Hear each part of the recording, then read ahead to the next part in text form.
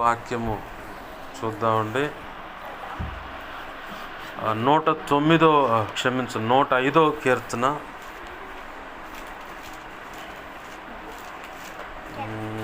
19వ వచనం ముట్టుకుంటూ చూడండి. 105వ కీర్తన 19వ వచనం.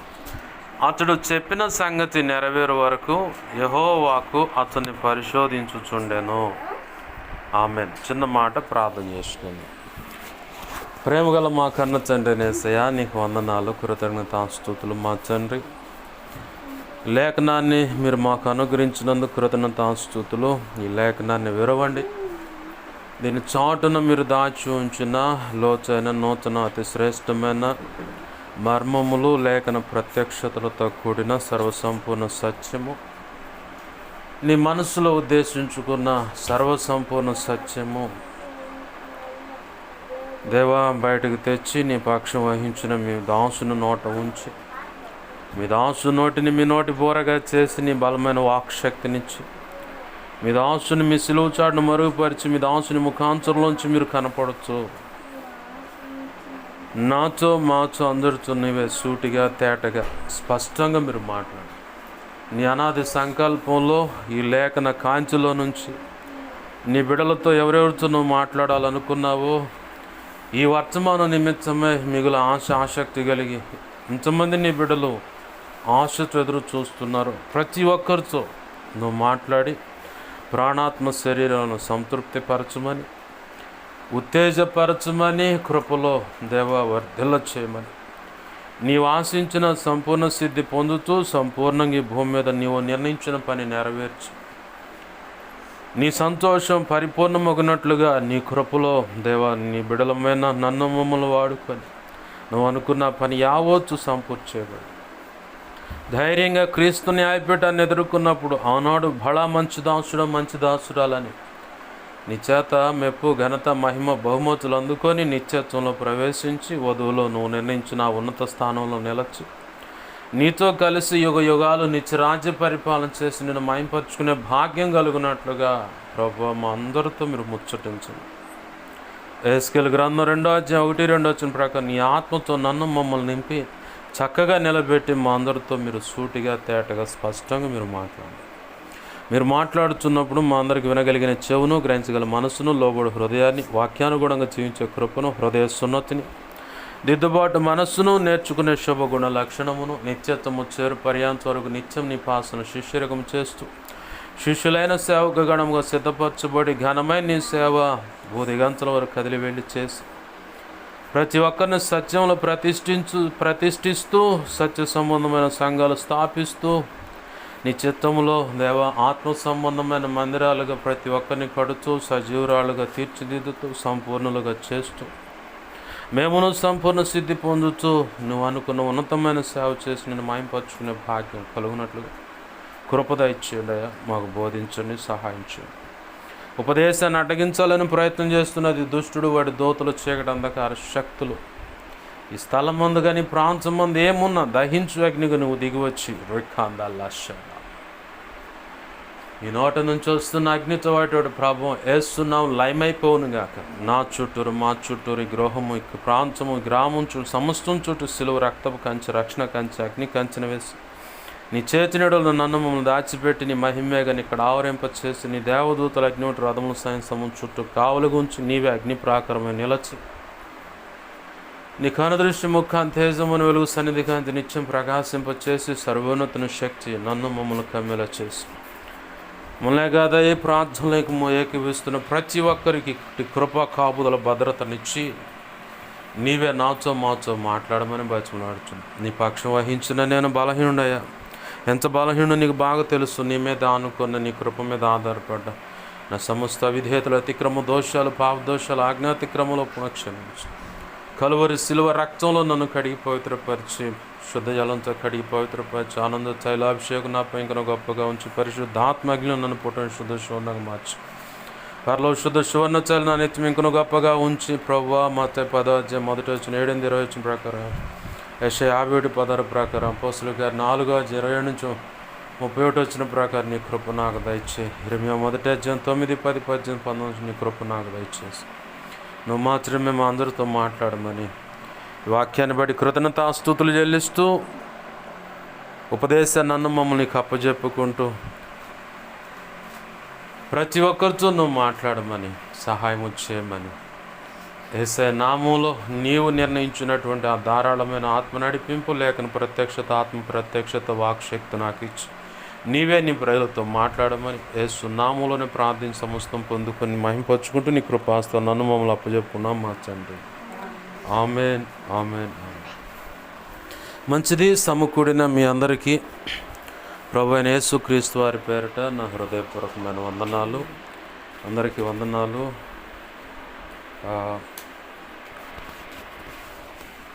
చదవబడిన లేఖన భాగంలో అక్కడ సందర్భం ఏంటి అన్నది మనకి వాక్య పరిజ్ఞానం ఉంటే ఇట్టే అర్థమైపోతుంది. అతడు చెప్పిన సంగతి నెరవేరు వరకు యెహోవాకు అతన్ని పరిశోధించుచుండెను. ఎవరు చెప్పారు ఈ సంగతులు ఏంటంటే, ఒక మాటగా ఆలోచన చేస్తే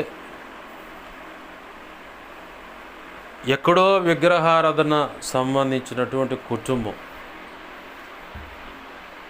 ఆ పూజ భక్తులు భక్తి విధానము ఆ క్రమంలో నడుస్తూ ఉంది ఆ కుటుంబం. అయితే ఆ క్రమంలో నడుస్తున్నటువంటి ఆ కుటుంబం అంతటితోనే దేవుడు వదిలిపెట్టల. మరొకటి వాళ్ళకు జీవన సంబంధమైన ఉపాధి ఏముందంటే ఆ బొమ్మలు, అప్పట్లో ఉన్న దేవీ దేవతల బొమ్మలను తయారు చేసుకొని అమ్ముకోవటం. మనకు అర్థమైపోద్ది వెంటనే అబ్రహాం గారని.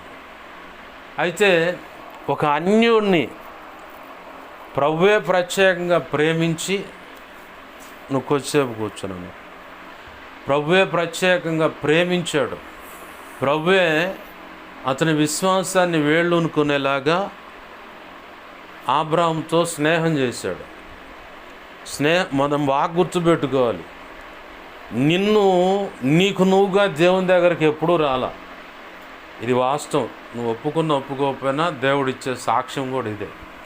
నీకు నువ్వుగా దేవుని సన్నిధికి ఎప్పుడూ రాలా, కానీ నిన్ను బహుగా ప్రేమించిన దేవుడే నీ పక్కన తిరుగుతా, నీతోనే ఉంటా, ఆయన నీలో ఆయన మీద నమ్మిక కలిగేలాగా చేసుకున్నాడు. ఆమేన్ హల్లెలూయా. ఎలా చెప్పగలరు పాస్టర్ గారు అంటే, నువ్వు ప్రార్థన చేయగల వెంటనే కొన్ని అద్భుతాలు జరుగుతూ ఉంటాయి.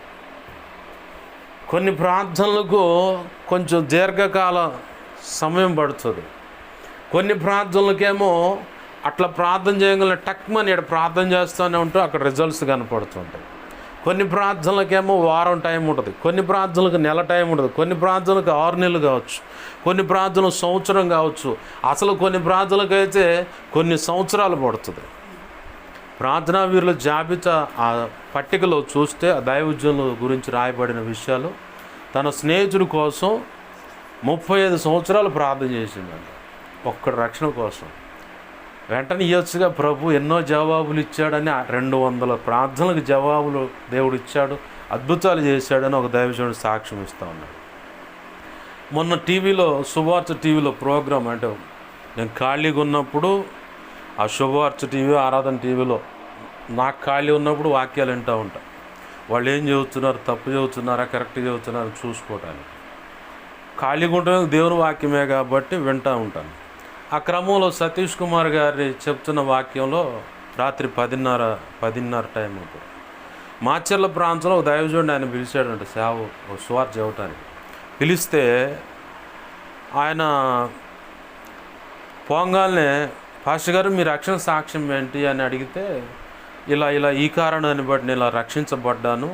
సరే పాస్టర్ గారు కూడా అప్పుడే రక్షించబడ్డారంటే, లేదయ్యా మరి ఎప్పుడు రక్షించబడ్డారంటే, నేను రక్షించబడ్డ 24 సంవత్సరాలు లేదా 25 సంవత్సరాల తర్వాత రక్షించబడ్డాను. వెంటనే సమాధానం ఇవ్వచ్చుగా. ఇక్కడ మనకు సమాధానం రావట్లేదని ప్రభుపాదాలు వదిలిపెట్టకూడదు. ప్రభుపాదాలు వదిలిపెట్టామనుకో, ఇక వాడు వస్తాడు ఎమ్మటనే, జతపక్షి అనమాట. ఎప్పుడు జత అవుదామని చెప్పని కాసుకొని ఉంటాడు. వాడి పని ఎంత అయిందంటే జతపక్షి కోసం ఎత్తుక్కుంటూ ఉంటాడు. వాడికి వాడిగా నిలబడలేడు. కాబట్టి తండ్రి అయిన దేవుని మీద తిరుగుబాటుతనంగా మొదలయ్యే దానికంటే ముందు నిత్య చీకటి అనే దాంతో స్నేహం చేశాడు. ఆ తర్వాత వాడిలో ఒక వ్యక్తిత్వం అనేది మొదలైంది. ఇప్పుడు వాడు ఈ భూమి మీద మనుగడ కొనసాగించాలంటే ఎవరో ఒక జతపక్షి కావాలి. వాడు అనుకున్న పని అంటే దేవుని పనిని నాశనం చేయటం, దేవుని సంకల్పంలో ఉన్న వాళ్ళ బ్రతుకులను పాడు చేయటం, దేవుడు నిర్ణయించుకున్న శాశ్వతమైన ఆశీర్వాదం నువ్వు పొందుకోకుండా ఆగిపోవటం. అది ఆగిపోవాలంటే నిన్ను ఎట్లయినా సరే దేవుని సంకల్పంలోంచి బయటికి లాగాలంటే ఇన్ని సంవత్సరాలు ప్రార్థన చేస్తున్నావు కదా, దేవుడు ఏం చేశాడు నీకని వాడు ప్రశ్న పుట్టిస్తాడు. దేవుడు నీకేం చేశాడు?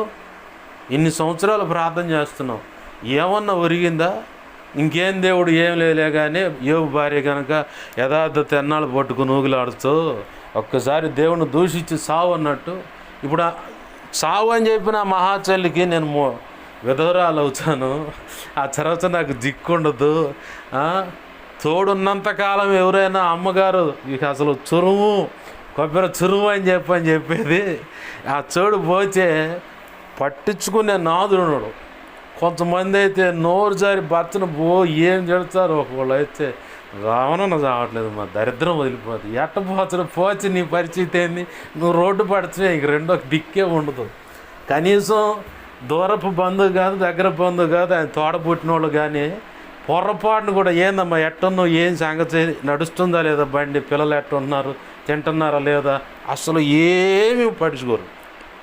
మనకు భర్త లేదా భార్య తోడున్నంతకాలమే. నాకు తెలిసి ఒక మేస్త్రి ఉన్నాడు, ఆడపిల్ల ఉంది, ఇంకా ముస్లిమ్స్లో ఏంటంటే మళ్ళీ ఇంకో పెళ్లి చేసుకునే అవకాశం ఉంటుంది. ఆ రెండో సంబంధం ఎట్టన్నా కానీ పెళ్లి చేసుకుంటారు. అబ్బాయి పిల్ల ఉంది, నాకు నేను తిండి పెట్టుకోగలుగుతున్నాను, ఆ అమ్మాయి అంటే నాకు చాలా ఇష్టం కాబట్టి ఇంక వేరే పెళ్లి చేసుకోవట్లేదు, ఇక ఈ జీవితం ఇంతేనని చెప్పి కొనసాగిస్తున్నాను. నేను ఆయన చూసి చాలా సంతోషించాను. ఎందుకంటే ఇంకెందుకులే అబ్బాయి ఎంత అయిపోయింది ఎందుకులే కానీ చాలా స్వతంత్రంగా మాట్లాడతాడు మేస్త్రి. అయిపోయిందిలే ఎందుకులే. ఈ మధ్యకాలంలో చూస్తే 5 పూట్ల నమాజ్ చేస్తూ ఉన్నాను, ఇంకా సంతోషించాను. ఏంది తన యొక్క మిగతా ఆ జీవితాన్ని దేవునితో గడపడానికి, సంతోషించడానికి ఆ మనిషి ఒక తీర్మానం చేసుకుంది. ఆడవాళ్ళు కూడా అలానే పరిస్థితుల్లో ఉన్నవాళ్ళు ఉన్నారు, చాలామంది ఉన్నారు. దేవుళ్ళు నమ్మకంగా కొనసాగుతున్న వాళ్ళు ఉన్నారు, ఉండలేక కొంతమంది వారి పరిశుద్ధతను సాక్ష్యాన్ని పాడు చేసుకుంటున్న వాళ్ళు ఉన్నారు. అయితే ఇక్కడ తోడున్నంతసేపు ఏదైనా మన ఏ ఆట అయినా కానీ తోడున్నంత ఆ తర్వాత ఊడు పడుచుకో. ఎందుకంటే నా జీవితాన్ని నేను తొంగి చూసుకుంటేనే నాన్న తాతయ్య నెల 13 రోజుల తేడాలో ఇద్దరు చనిపోయారు. ఏరా చిన్నారా ఎట్లున్నారు ఏందని అడగటానికి కూడా ఎవరు లేరు. మా మేనమామలు పక్కనే ఉంటారు, మమ్మల్ని బలకరిస్తారు కానీ మమ్మల్ని పొరపాటును కూడా ఏందబ్బా ఎడ జరుగుతుంది ఏందని అడగరు. వాళ్ళ పరిస్థితులు అంతంత మాత్రం అనుకో నేను మెలకుండా సైలెంట్గా దేవుడు ఉండగా కొంతమంది నన్ను ఎవరు పడుచుకోవట్లేదు, నాతో ఎవరు మాట్లాడుతులేదంటే నేనంట పిచ్చి మోహం నీతో దేవుడు మాట్లాడుతుంది మోకరిస్తే. డైలీ నాన్న చనిపోయిన తర్వాత 2 సంవత్సరాలు బాగా ఏడ్చాను నేను. అసలు ఎందుకు నేను అంత గొప్పగా ఉన్నాను, ఇస్త్రీ బట్ట నలగదు, ముద్దులు కొడుగ్గా గారాభంగా పెంచారు ఒక్కడేనని చెప్పని. తర్వాత గొడ్డు కారం తింటం తెలిసింది, ఈ చేతులకు బొబ్బలు రావటం తెలిసింది, అవమానాలు నిందలు, రూపాయి ఉంటే గౌరవించటం, లేకపోతే ఆ రూపాయి కూడా అప్పు పుట్టకపోవటం తెలిసింది. అన్నీ చూసా, అన్నీ నయవంచన చేయటం ఎలాంటిదో, మోసం చేసే విషయం ఎలాంటిదో, ఒక వ్యక్తి విషయంలో జీవితం మోసపోవటం ఎలా అని ఇవన్నీ చూసా. అన్నీ చూసి ఇదిలిచ్చి అవతల పక్కనేసి బలిపీఠాన్ని ఆశ్రయం చేసుకున్నాను. ఆమేన్, హల్లెలూయా. ఆడికి వెళ్తే నా ప్రభు వస్తాడు. ఇక ఆడికి టయానికి 7 గంటలకల్లా సాయంత్రం వెళ్ళిపోయాడుకి వెళ్ళి కూర్చోగానే ఆయన చెప్పినవి అన్నీ ప్రార్థన చేసి ఆయన నాతో మాట్లాడి అయిపోయిన తర్వాత ఇంకెళ్ళు అంటేనే ఆడి నుంచి కదులుతాను.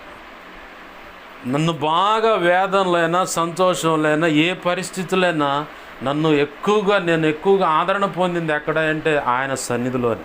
ఆమేన్, హల్లెలూయా. అయితే నేను ఎప్పుడో రాలిపోవాల్సిన నన్ను నా ప్రభు నాతో స్నేహం చేసుకుంటూ పట్టుకొచ్చాడు. ఈరోజు నువ్వైనా సరే ఆయన సన్నిధికి ప్రత్యేకంగా వచ్చామంటే నీ గొప్పతనం కాదు, ఆయన నిన్ను ఆశీర్వదించాలని చెప్పనే నీ వెనకాల పడి తిరిగాడు. అది నీకు అర్థం కాదు. ఓ సమయంలో నాకు అర్థం కాల, కాలక్రమంలో దేవునితో నడుస్తున్నప్పుడు ఒక సమయము నాకు గుర్తు వచ్చేసింది. ఎలా అంటే ఈ నరసరావుపేట పట్టణం, అంటే నేనున్న నరసరావుపేట పట్టణంలోనే ఆ ప్రాంతంలో టాటా ఏసీ డ్రైవర్గా తిరుగుతున్నప్పుడు నాతో ఎవరో మాట్లాడుతుండేవాళ్ళు. నేను అనుకునేవాడిని దెయ్యం పట్టిందేమో, అదేదో మాట్లాడుతుంది నాతో అనుకునేవాడిని. అట్లా ప్రభు కృపలో రక్షణ అనుభవంలోకి వచ్చింది. నాకు అట్లానే మాట్లాడితే వెనకాల తిరుగుతున్నట్టు అనిపించేది. ఓ రోజు దేవుని సన్నిధిలో కూర్చున్నప్పుడు అప్పుడు నాతో మాట్లాడుతున్న సందర్భాలు, దేవుడు కలలో చూపించినటువంటి పరిస్థితులన్నీ నాకు ఇప్పుడు నిజ జీవితంలో జరుగుతున్నట్టు కనపడుతుంది. అప్పుడు కూర్చొని అది కూడా ఎలా అవగాహన వచ్చేదంటే, మోకాళ్ళ మీద ఉంటా, ఇంటికి ఆడి ఇటు పనులు తిరుగుతా, ఏదో ఒకటి చేస్తూ ఉన్నప్పుడు కాళ్ళు బాగా నిబ్బట్టాయి. కాళ్ళు నిబ్బట్టినప్పుడు అమ్మను కాళ్ళు వచ్చుదామా, పెద్ద ఆవిడ చెప్పకూడదు, ఇంకెవరికైనా చెబుదాం, ఎవరున్నారు చుట్టూ ఎవరు లేరు, ఇక నేనే కూర్చొని కాళ్ళు వచ్చుకుంటున్నప్పుడు అప్పుడు నాకు మెరుపు లాంటి ఒక ఆలోచన ఇచ్చాడు ప్రభు. నీ మాట వినకుండా 2003లో నన్ను ఒక సహకారి, అయ్యా మందిరానికి రా, పాటలు బాగా పాడుతున్నావు, స్వరపేటకి బాగుంది, నువ్వు మీ నాన్న కూడా స్వస్థపరుస్తాడు దేవుడు, బాగవుతుంది రాయా అని చెప్పంటే, అప్పుడు నాన్నకి షుగర్ వల్ల ఇంతవాటి కాలు తీసేశారు, ఈ కుడికాలు ఇంతవాటి తీసేశారు, మోకాలుకి పై ఒక 4 అంగుళాలు పైకి తీసేశారు. కుర్చీలోనే ఉన్నాడు నాన్న ముందే మాట్లాడుతున్నాడు. మనసులో అనుకున్న ఒకటి చేయించే నేను రాను అని, పైకి మాత్రం సంవత్సరానికి ఒకసారి సాగర్ పోయి వస్తాను, ఆడ పోయి ఫ్యామిలీ ట్రిప్ వెళ్తాం వస్తాం, ఇంకంతే, ఆడ కొబ్బరికాయ కొడతాం, సాంబ్రాణి కడ్డీలు, అప్పుడు అది మూఢభక్తిగా కోతులు వెలిగించి వస్తాం, ఇంతే, ఇక నేను రానన్నా. కానీ ప్రభు సంకల్పం ఏంటంటే ఆడ పెడితే నర్సాపేట వచ్చిపడ్డా 2017 కల్లా. 3లో అడిగిండు ఆయన, 2003వ సంవత్సరంలో ఒక వ్యక్తి ద్వారా మాట్లాడిండు, 2007 కల్లా నర్సాపేట వచ్చేసి 2007 నుంచి తిరిగే ప్రభుకి వెళ్ళి తిరిగాను, అట్టేం తిరగల. 2014 చివరి దాకా ఇక రకరకాలుగా తిరుగుతా, చివరికి 2015లో జనవరి 28వ తారీఖున బాప్తిజం పొంది. అది ఎందుకంటే ఇవాళ బాప్తిజం పొంది తెల్లా చచ్చిపోదాం, నా తెలివితేటలే. ప్రభు ఏం చేశాడు తెలుసా, బైబిల్ మిషన్ సభలకు 3 రోజులు కోటాలని చెప్పని ఉపవాసం ఉండి ఆడకు పోయా. పోతా మా పాష గారు, ఆత్మీయత అండి దావిద్ పాష గారు చెప్పారు, అయ్యా ఇలా వెళ్తున్నాను, మరి ఇదంటే ఈ నెలాఖరులోనే బాప్తీసాలు దానిలో అని, మరి 3 రోజులు ఉపవాసాలు ఉన్నాలన్నావుగా, మరి అది కుదరదు అంటే ఏముంది ఉంటున్నావుగా అట్నుంచి అటు రా అని. అట్నే వచ్చా, బాప్తీసం పొందా, కట్టుబట్టల మీద బాప్తీసం పొంది అన్నీ అవి ఒడిసిన దాకుండి, బాప్తీసం అంతా అయిపోయిన తర్వాత ఎందుకో శాలేం రాజన్న మళ్ళీ కూర్చోబెట్టి, ఏంది బాప్తీసం ఇప్పుడు పొంది చచ్చిపోదాం అనుకుంటున్నావా, నరకానికే పోవచ్చు, జాగ్రత్తగా పోతుకోండి, మళ్ళీ ఎందుకు చెప్పిండు ఆ రోజు ప్రత్యేకంగా మళ్ళీ కూర్చోబెట్టి అందరికి వర్తమానం చెప్పిండు. అమ్మ ఇట్ట కూడా అయిద్దా అని చెప్పని, ఏదైతే నా ప్రభువుకు నేను ఉపయోగపడతాను కదా అని చెప్పని వెళ్ళి ఆ బైబిల్ మిషన్ సభలో కూర్చుంటే అక్కడ ఒక దైవజనుడు ఉండి, జాషువా డానియల్ అంటే ఇతను అనగానే ఇటు చూసిండు, నా ముఖం చూసి నువ్వు వాక్యం చెబుతావు, నేనేం చెబుతాను నాకు అసలు ఏమీ తెలియదు, లేదు నువ్వు చెబుతావు, మా ఊరు పోదాంరా, ఒక 6 రోజులు ఉంది కానీ మా సంఘాల్లో వాక్యం చదివాను. ఇక అట్టన్ని వాళ్ళు చెబుతున్న సంగతులన్నీ విని వీళ్ళు ఇంటికి కూడా పానిచ్చేటట్లేరు అనుకున్నాను. నేను ఒకటే మాట చెప్పయ్యా, వస్తాను, నేను నేర్చుకోవాల్సింది చాలా ఉంది, ఖచ్చితంగా వస్తా, దేవుని సేవకే వస్తాను. బాప్తీసం పొందిన రోజే నన్ను సేవకు పిలిచాడు దేవుడు. ఇక అది మొదలుకొని దేవుని పాదాలు పట్టుకొని నడుస్తూ ఉన్నాను. ఈ సందర్భాలన్నీ తలపోస్తా కూర్చొని నా వెనకాల పడి, నువ్వు ఎన్నిసార్లు తిరిగివో ఇప్పుడు తిరుగుతానే ఉన్నావు, నీ కాళ్ళు నెబ్బెట్టుండవా ప్రభా, ఈ కాస్త దానిగా నా కాళ్ళు నెబ్బడుతున్నాయని చెప్పని నేను బాధపడుతున్నాను. ఇట్లా నేను వచ్చుకుంటా ఆ మాట అనుకుంటా. అన్యుల్లో అయితే ఆ 7 కొండలు ఆయనకు ఒక పాట పాడారు, పాన్పు సేవ అని చెప్పని, ఏదో ఇసునగర్ర విసురుతాను, అయ్యో రకరకాల పాటలు పాడారు. నీ మీద ఒక్క పాట కూడా లేదు, కాళ్ళు నొప్పి పుడుతుంది అని చెప్పాను సంగతి. కానీ నేను మాత్రం ఖచ్చితంగా ఒక పాట రాయాల్సిందే ప్రభు అని కూర్చొని ఆలోచిస్తూ ఉంటే, కనపర్చిబాయి చర్చికి పోయేవాడిని 2 సంవత్సరాలు పోయా. ఆ పైన క్రాస్ ఉంటుంది, చెక్క సిలువ, ఆ మునేళ్ళు అటు పట్టుకొని ముద్దాడుతా నేడ్చేవాడిని నేను. నా బ్రతుకెందుకు ఇలా అవుతుంది, ఏమవుతుంది, నా పరిస్థితి అర్థం కావట్లేదు ప్రభువా. ఆ పరిస్థితులు గుర్తొచ్చిన వెంటనే ఆ సీమోన్ అనే పరిసేడి ఇంట్లో మరియ పోయి ఆయన పాదాలు పట్టుకొని ముద్దాడుతా కన్నీళ్ళతో తడుస్తున్న సందర్భం గుర్తొచ్చి వెంటనే పాట ఎత్తుకున్నాను. ముద్దాడనీవయ్యా యేసయ్య నీ చలువ చరణాలను, చల్లని నీ పాదాలని ముద్దు పెట్టుకొని అయ్యా, తనివి చీర కాళ్ళు వచ్చాలని వత్తని అయ్యా అని చెప్పి నా పాట రాసుకున్నాను. 7 సందర్భాలు ఆయనే నడిచి వచ్చిన సందర్భాలు ఆయనే ఆ చరణాలు ఇస్తే ప్రభు కృపలో రాసుకొని అలా పెట్టుకున్నామాట. ఎందుకు ఈ ఉదాంతం మీ ముందు పరిచయం చేయాల్సి వస్తుందంటే, ప్రభు నీ వెనకాల తిరిగాడు, నీకు అర్థం కాల. ఎందుకు ఆయన నీ వెనకాల తిరిగాడంటే, శాశ్వతమైన ఆశీర్వాదం చేత నిన్ను ఆశీర్వదించాలని, నీ కుటుంబాన్ని, నీ వంశాన్ని, నీ ఇంటి పేరు శాశ్వత కాలం ఈ భూమి మీద నిలిచి ఉండాలని చెప్పని ఆయన కోరుకున్నాడు. ఒక లెక్క చెప్పాలంటే, వాస్తవానికి మేము సేవకుడిని తిట్టడాన్ని బట్టి, అంటే మా తాతగారు సేవకుని తిడటాన్ని బట్టి మేము శపించబడ్డాం. దేవుడు చెప్పాడు నాకు ఆ విషయాన్ని, మీ తాత తొందరపడి సేవకుడిని తిట్టిన దాన్ని బట్టి శపించబడ్డారు మీరు. అయితే నీతో నిత్య నిబంధన చేస్తున్నా, బాప్తీసం పొంది 8 సంవత్సరాలు ఆయన ఉంటాడో అసలు పారిపోతాడు అన్నట్లుగా అనేకమైన పరీక్షలు పెట్టుకుంటే ప్రభు కృపను బట్టి నెగ్గుదేలి ఇంక నిన్ను పరీక్షించనని ఆయనే చెప్పి ఆయన కృపచేత ఇలా ప్రభు సేవలో వాడుకుంటా ఉన్నాడు. ప్రభునందు సమకూడిన మీ అందరితో కూడా ప్రభు చెబుతున్నమాట, నీకు నువ్వుగా ఊరికే రాలే దేవుని సన్నిధికి, ఆయన నీ వెనకాల పడి తిరిగాడు. నువ్వు అనుకున్నప్పుడు టక్మని ఒక ప్రార్థనకు సమాధానం ఇస్తా, నీ విశ్వాసాన్ని బలపరుస్తూ, ఈ వ్యక్తి జారిపోతాడు అనుకున్నప్పుడు వెంటనే ఒక అద్భుత కార్యం జరుగుతూ ఉంటుంది. లేదు ఇంతకంటే ఎక్కువ శ్రమ పెడితే ఇక దేవుడు లేదు వాళ్ళకా లేదు ఇక అని చెప్పని ఇసిరి అవతల ఆ మసిగొట్టు ఇసిరేసినట్టుగా ఇసిరేసి వాళ్ళ దారిని వాళ్ళు వెళ్ళిపోతారన్న సంగతి బాగా తెలుసు దేవునికి. ఏంది అయితే ఎప్పటికప్పుడు లేఖనం సాక్ష్యం ఇస్తూ ఉంది కదా, మీరు సహించగలిగినంత వాటికే శోధన ఉంటుంది, సహించగలిగినంత వాటికే దేవుడు నిన్ను పరీక్షిస్తాడు. ఆ పరీక్ష ఇప్పుడు కుమ్మరివాడిని గమనిస్తే మనము, అతనికి తెలుసు ఆ మట్టి ముద్ద ఎంత మట్టికి ఒత్తిడి పెడితే తన మనసులో ఉన్నటువంటి ఆ షేప్ వస్తుందో అతనికి మాత్రం బాగా తెలుసు. నీకు తెలుసా, నాకు తెలుసా? ఒడ్డున మనం చూసేవాళ్ళు ఈయన పిచ్చి పట్టినట్టుంది, ఈయన ముద్దదేశం పెడతారు, ఆ పాత్ర ఏదో తొందరగా చేస్తే బాగుంటుంది, చూడు మీకు అద్భుతమైన ఒక పాత్రను చేసి చూపిస్తాను అంటాడు. మన మనసులోనేమో ఆతురత ఉంటుంది, తొందరగా చూడాలి, అది ఎట్లా ఉంటుంది అని తొందరగా చూడాలి. కొంతమంది అయితే ఏదన్నా పచ్చి వస్తువు అలా చేసి ఇస్తే దాన్ని పోయి కదిలిచ్చి మొత్తం పాడు చేస్తారు. టీవీ ప్రోగ్రాంలో చూచాగా దేవునికి మహిమ కలుగును కాదు. హల్లెలూయా. ఓ ఎంటర్టైన్మెంట్ బాగా ఆసక్తిగా ఉంటుంది, ఎల్లో కలర్స్తో అన్నీ ఏమంటారు పిల్లలు తినేవి చిన్నవి, దాని మధ్యలో ఒకటి రెడ్ది పెడతాడు. ఇదేంది అని చెప్పినాడు, మొత్తం కలిచామైతే మొత్తం జేమ్సా మొత్తం ఊడి కింద పడతాయి. మన ఆతృత కూడా అంతే ఉంటుంది. ప్రభు చేసిందాక మనం పొరపాటును కూడా ఉపకపట్టలేం,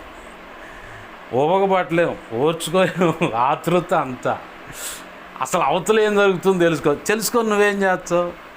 నువ్వేమైనా రాజమందిరం కడతావా? ఏమి లేదుగా. ఆ భవిష్యత్తులోకి నువ్వు అడుగు పెట్టాల్సిందే ఖచ్చితంగా. నీ చుట్టూ ఎన్ని పరిస్థితులున్నా ప్రభు అనుకున్నటువంటి ఆ నిర్ణయ కాలము, ఆ నిర్ణయించినది నువ్వు అందుకోవటానికి ఖచ్చితంగా ఆ కాలంలో అడుగు వేయాల్సిందే, అది నువ్వు అందుకోవాల్సిందే. అది ఇంకా వేరే ఒకళ్ళు పొందుకోరు దాన్ని. అయితే ఈ క్రమంలో అబ్రహామును కూడా దేవుడు స్నేహించాడు, ఆయనతో మాట్లాడుతా ఓ సమయం వచ్చింది, ప్రభు కృపను బట్టి పూర్తి విశ్వాసం అనేది అతనిలోకి వచ్చింది. విశ్వాసం అనేది పూర్తిగా అతనిలోకి రాగానే ప్రభు మాట్లాడుతున్నాడు, నిన్ను గొప్ప జనంగా నేను చేస్తాను. ఎలా ప్రభు అన్నాడు అబ్రహం, ఎలా అయిందయా? ఇసుక రేణువుల వలె, ఆకాశ నక్షత్రాల వలె నిన్ను గొప్ప జనంగా నేను చేస్తాను. అయితే నువ్వు ఇక్కడ ఉండకూడదు, నేను చెప్పిన స్థలానికి పద అనగానే, సరే ప్రభు పలానా ఈ స్థలమని తండ్రి అయిన దేవుని హృదయంలో ఉంది. అబ్రాహాం వచ్చి అంటాడు తండ్రితో, తన కన్న తండ్రితో, నాన్న దేవుడు పలానా ప్రాంతానికి వెళ్ళమంటాడంటే, ఏం దేవుడురా, యాడికి పోవచ్చునో ఏంది, దేవుడు బొమ్మండ. మనం కూడా ఒక సమయంలో దేవుని సంకల్పంలో కడుపును పుట్టిన బిడ్డలే ఉండొచ్చు, లేదా నువ్వే ఒక తండ్రిగా ఉంటే నీ పైన కన్న తండ్రి ఉంటే ఇట్లా దేవుడు మాట్లాడుతున్నాడు ఫలానా ఇట్లా వెళ్ళమని చెప్పానంటే మనం నమ్ముతామా? ఆ భక్తి ఏడే చేసుకోయా, కళ్ళ ముందు ఉంటా అని చెప్పాను. ఎందుకంటే తల్లిదండ్రుల ప్రేమ అలాంటిది. ఆ భక్తి కళ్ళ ముందే చేసుకో, కళ్ళ ముందు ఉంటానే, మా కనుసన్నల్లో ఉంటానే ఆ భక్తి ఏదో చేసుకో, ఆ సేవ ఏదో చేసుకో. కావాలంటే ఇక్కడ నుంచి డైలీ సర్వీస్ చేయి ఆడకిడకి. ఎందుకంటే బిడ్డలను ఎడబాయలేనటువంటి పరిస్థితులు అన్నమాట. అయితే ప్రభు అంటున్నాడు అబ్రాహాముతో, నువ్వు ఈ స్థలం నుంచి ఆ పక్కకి వెళ్ళిపో. అంటే ఆ సాంప్రదాయాలు, ఆ పద్ధతులు అటు నుంచి నువ్వు వేరవ్వాలి. మనకు కూడా దేవుడు ఆశీర్వదించడానికి కొన్ని పద్ధతులు, కొన్ని బలహీనతలు, కొన్ని విషయాలు అడ్డుబండగా ఉంటాయి. వాటిని మనం సరి చేసుకున్నప్పుడే శాశ్వతంగా మనం ఆశీర్వదించబడతాం. ఏదో ఒక బుద్ధిహీనత ఉంటుంది, దాన్ని వదిలిపెట్టమంటాడు ప్రభు. ఎట్ట వదిలిపెట్టగలను ప్రభు అంటాం.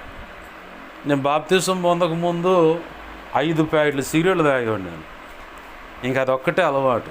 పండగ తాగిపోతుంది, అది కూడా నిలబడేది కదా, మొత్తం ఎక్కేవాడిని. మరి మీకు దండం పెడుతున్నా, నన్ను ఎప్పుడు విలువ మాకంటారు తాగుడు. కానీ పండగ తాగుడు. మేము 11 మంది స్నేహితులు ఉండేవాడు, క్రికెట్ బ్యాచ్. మేమంతా పోయి ఆ కళ్ళు చెట్ల కాడ కూర్చొని, ఆ వాగు దగ్గర కూర్చొని పార్టీ చేసుకున్నాం. క్రిస్మస్ కానీ ఈస్టర్ పండగ కానీ న్యూ ఇయర్ పండగ కానీ వచ్చాడు, కుర్రోళ్ళ వంతు ఏర్పాటు చేసుకుంటే ఇంకొక తాగుపోతుండేవాడు. మాకు పలావ్ చికెన్ మొత్తం తిని ఒత్తగా చట్టీలు ఆడ పెట్టేవాడు. అరే నా కుమారుడు వేసాడరా మనకు దెబ్బ అనుకునేవాడు. ఏంది అట్లాంటి తాగుబోతు కాస్త మొత్తం బీకి మొత్తంగా ఎక్కేవాడిని, ఏం ఉండేది కాదు. చిన్నప్పుడు అప్పటి నుంచి ఇప్పుడు రక్షణ పొందక ముందు వరకు కూడా చాలా ప్రయత్నం చేశారు నా చేత, ఎట్లా కానీ ఆపించాలి, ఇన్ని ఎట్లా కానీ వల్ల కాల. అందరికి దండాలు పెట్టి నాదిలో ఉండలేదు. అది ఎందుకో దేవుడు దాన్ని బయటేస్తూ ఉన్నాడు. దీనికి నేను సెట్ కానని చెప్పని దాన్ని వదిలేసాను. సిగరెట్ మాత్రం డ్రైవర్ని కాబట్టి రేత్రి నైట్ డ్యూటీ కాయటానికి లాంగ్ ట్రిప్పులు వెళ్తూ ఉంటా. అలా నైట్ నిద్ర కాయటానికి సిగరెట్ అలవాటు. ఒకడు చెప్పా 2 అప్పుడు 3 అయినాయి, 3 అప్పుడు ఇంకోటి చెప్పా 5 అయినాయి. చివరికి ఏసైకి చెప్పా, అసలు ఏం వద్దు ప్రభు నువ్వే తీసేయాలి. మన జీవితంలో ఏదైనా నీకు ఏదో ఒక బలహీనత అడ్డు ఉంటుంది. తొందరపడి నోరు జారటమో, లేదంటే దేవునికి నచ్చినటువంటి హృదయం ఏమైనా పెట్టుకోవటమో, ఇంకేది ఏ కారణమైనా కానీ ఏసైకి నచ్చని దాన్ని తీసి పక్కన పెట్టు. ప్రభు అన్నాడు అబ్రాహాముతో, నీ పితరుల దగ్గర నుంచి పక్కకు రా, ఆ పద్ధతుల నుంచి బయటికి రా, నిన్ను ప్రత్యేకంగా నేను ఆశీర్వదించాలనుకుంటున్నాను అన్నాడు. అలాగనే ప్రభు కృపను బట్టి అబ్రహాము దేవుడు చెప్పిన పద్ధతులకు అనుగుణంగా ఆయన ట్యూన్ అయ్యాడు. నువ్వు నేను కూడా దేవుడు మనల్ని ఆశీర్వదించాలంటే మనం ఆయన చెప్పిన పద్ధతులకు ట్యూన్ అవ్వాలి. కొన్ని కట్టడలు ఉంటాయి, ఆ కట్టడల నుంచి కూడా బయటికి రావాలి. ఎందుకంటే నాకు బాగా నన్ను ఆలోచింపజేసే విషయం ఏంటంటే,